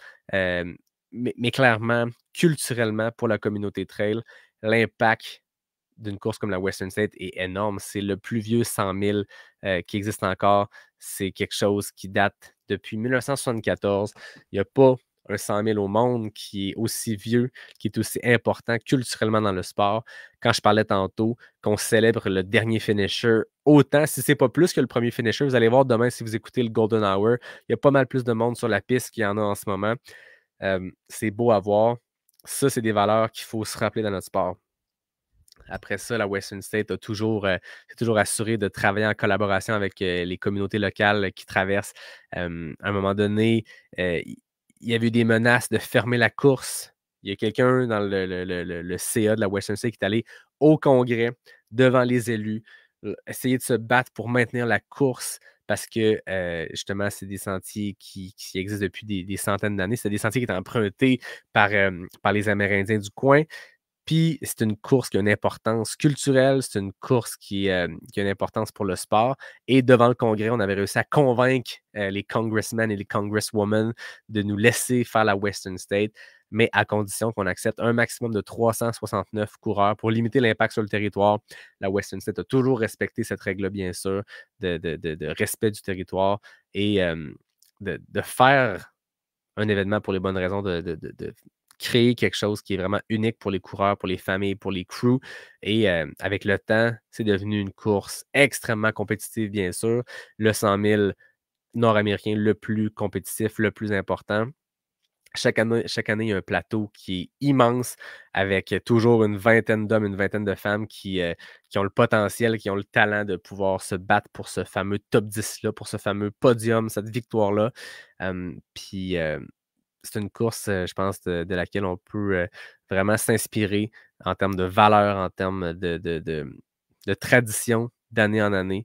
Je le disais, il y a comme des moments qui sont devenus mythiques. Puis chaque course rêve un peu de ça, d'avoir ces moments-là mythiques. Tu sais, la Diagonale des Fous a son chemin des Anglais en fin de parcours. La Hard Rock, bon, ben, c'est le Handy's Peak à 14 000 pieds. Ou le Kruger's Canteen, le moment où les coureurs vont avoir un petit shooter. Il y a la grosse roche à la fin de la Hard Rock qu'on embrasse. Mais à la Western State, la signature, c'est le départ à Olympic Valley, dans un centre de ski avec de la neige, l'arrivée en haut de la montagne, le lever du soleil. Ensuite, on descend dans les canyons. Il fait 40, 45 degrés. Il fait chaud. Les images de traversée de route, hein, quand on parle de Robinson Flat, qui est un ravito assez mythique. Quand on voit les images de ça, on s'en rappelle. Et bien sûr, l'arrivée dans Auburn, comme ce qu'on voit présentement avec Katie Scheid dans les rues de la ville. C'est une course de trail, mais ça se termine avec un peu d'asphalte, question de bien se casser le peu de jambes qui nous restent.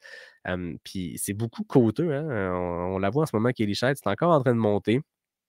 Heureusement, ça va bientôt descendre jusqu'au stade. Katie Scheid qui a couru, si je ne me trompe pas, du début à la fin, sans aucun pacer, alors qu'ils y ont droit. Hein? Ils ont vraiment ils ont vraiment le droit d'avoir des pacers, je pense, à partir quasiment de la moitié du parcours. Au moins pour les 40 derniers milles, si je ne me trompe pas, par cœur comme ça. Puis Keishad a fait ça à l'européenne, sans pacer, comme ça peut se faire à un UTMB ou d'autres événements européens où les pacers ne sont pas permis. Puis on a vu Jim Wamsley faire exactement pareil. Il n'y a pas eu de pacer, sauf une section qu'à un moment donné, les animateurs ont dit OK, il est accompagné de son pacer. Je ne sais pas si c'était son pacer ou le membre de son équipe qui l'a accompagné jusqu'à la sortie du ravito, mais bref, nos deux gagnants ont fait ça seuls et c'est quelque chose, parce qu'avoir un pacer, peu importe le niveau, je ne peux pas parler pour ceux qui remportent les courses, mais avoir un pacer, ça peut vraiment, vraiment faire une différence. En fin de course, on a moins de facultés physiques et mentales, d'avoir quelqu'un pour nous accompagner là-dedans, puis d'avoir quelqu'un avec qui jaser, partager du bon temps. C'était le pace. Des fois, ça fait juste la petite motivation de plus de courir les faux plans en fin de course. En tout cas, si on regarde Katie Scheid en ce moment, clairement, elle n'a pas besoin de motivation extra pour courir les faux plats montants. Mais là, on voit qu'elle est accompagnée d'un grand groupe. Je ne sais pas si c'est son équipe de course, mais pour la première fois de la course, elle n'est plus seule. Elle est en grand groupe. Et là, enfin, on est content pour elle. Ça descend. Ça descend. Il lui reste moins d'un mille avant d'entrer dans le stade. Je rappelle que l'année passée, elle a fait ça en 16h43 et 45 secondes. Et là, elle s'enligne pour faire ça quasiment une heure de moins. Elle devrait passer la ligne d'arrivée autour de 15h50 de course. La deuxième femme de l'histoire à aller sous la barre des 16 heures. Quelque chose qu'on pensait impossible. Puis, je veux dire, le record de Ellie Greenwood date de 2012. C'était 16h47. Un record du parcours imbattable pendant une décennie. En 16h47, tu te dis, OK, la barre du 16h va être dur à fracasser. Courtney a montré que c'était possible. Et là, Katie Scheid, dans des conditions encore plus chaudes que l'année passée, nous démontre que c'est vraiment, vraiment possible. On a une shot aérienne en ce moment, ceux qui regardent le live, assez folle. Le dernier petit bout d'asphalte dans la rue, avant de prendre un petit raccourci dans le gazon, sauter une chaîne de trottoir ou je ne sais pas trop, et arriver dans le stade. Et c'est ça qui va se passer à l'instant. Katie Scheidt va entrer dans le Placer High School, la track de 400 mètres pour terminer sa course. Il lui reste 300 mètres de piste et elle sera notre gagnante de la Western State 2024. Écoutez, elle a mené la course du début à la fin. C'est quelque chose qu'on ne voit pas souvent. C'est quelque chose d'extrêmement impressionnant qui demande vraiment une force physique et mentale, de garder le focus, de serrer les dents, de juste creuser l'écart de ravito en ravito. Même pas de pacer avec qui en jaser. Tout seul. C'est des longs moments seul, une course comme ça. Puis on ne l'a pas vu courir avec personne, même si c'était à travers le peloton de tête des hommes. On ne l'a pas vu courir avec quelqu'un. Elle a fait ça vraiment en solo. Performance. Un tour de force que Katie Scheidt nous offre aujourd'hui. Et elle a inscrit son nom dans le livre d'histoire de l'ultramarathon, de l'ultra-trail et bien sûr de la Western State avec cette victoire en moins de 15h50. Elle va tourner le coin, on va voir, mais ça risque d'être un genre de 15h47. C'est une performance immense. Immense, immense. Et voilà, on déroule la banderole. On l'accueille. Prend le temps de faire un petit câlin à quelqu'un dans la foule. Ben oui, pourquoi pas. Elle semble très, très en jambes. La foulée est encore là pour une fille qui court depuis 15h46 et elle va traverser ça en 15h46 et 56 secondes. Katie Scheidt est la grande gagnante de la Western States 2024. Après l'UTMB en 2022, après la Diagonale des Fous en 2023, la voilà gagnante de la Western State. Immense performance. Et un peu comme Jim tantôt, elle a l'air quand même fraîche. Ça n'a pas l'air d'une fille qui vient de courir pendant 15 heures. C'est impressionnant quand même de voir ces athlètes-là, ce qu'ils réussissent à accomplir, d'être aussi solides sur leurs pattes après un 100 000 comme ça. On la voit serrer sa famille dans ses bras. Immense performance de Katie Scheidt. Il est 23h48 et c'est ce qui va terminer ce live, mesdames et messieurs. Merci beaucoup à ceux qui sont restés dans le live. J'en vois, il en reste encore une bonne gang. Nick Gélina, Mike Garneau, Pierre-Antoine, écoute, Annick Ferland. Je vous remercie. Je ne peux pas tous vous nommer, là, mais c'est très, très cool, tout le monde, d'être venu faire ce live-là, improvisé, bien tard. Richard Turgeon est là. Richard qui nous écoute de quelque part au Colorado. Énorme performance, tu as raison, mon Richard. Puis on a très hâte de te voir dans moins de 2 semaines pour la Hard Rock. Kim de Ban, merci. Merci d'être là. Merci à tout le monde. Ça a été vraiment très cool. Puis je pense qu'on va le pitcher en épisode. Pourquoi pas? C'est l'épisode 199. On commencera la série Hard Rock avec le 200. Fait que, regarde, voilà, voici, vous venez d'assister sans le savoir à l'épisode 199. On va pitcher ça, ces plateformes. Puis ceux qui veulent revivre la dernière heure et demie de la Western State, vous l'aurez. Puis ceux qui ne veulent pas, ben, vous ne l'aurez pas. Puis c'est bien correct. On s'amuse avec ça, le podcast. Puis on improvise. Le live, c'était une idée de dernière minute. Puis on l'a fait. Il y a eu du monde au rendez-vous. On a eu beaucoup, beaucoup de fun à m'entendre déblatérer pendant 1h30. J'espère que je n'ai pas dit trop de niaiseries. Mais je pense que j'ai dit le mot incroyable plusieurs fois. Donc voilà, comme d'habitude, moi je termine en remerciant David Hébert pour le design graphique du podcast, Fred Desroches pour le thème musical. Je remercie NAC qui est le partenaire principal du podcast depuis toujours. Je remercie Noctem pour cette pas sortie du bois que je buvais aujourd'hui. Et je remercie Capic 1 qui va me fournir le café que je vais boire demain matin quand je vais me lever vraiment très tôt, quand mon petit gars va vouloir commencer à aller jouer à la ferme, au vélo, peu importe à quoi il veut jouer. Fait que Capic 1 va être là pour me supporter là-dedans aussi.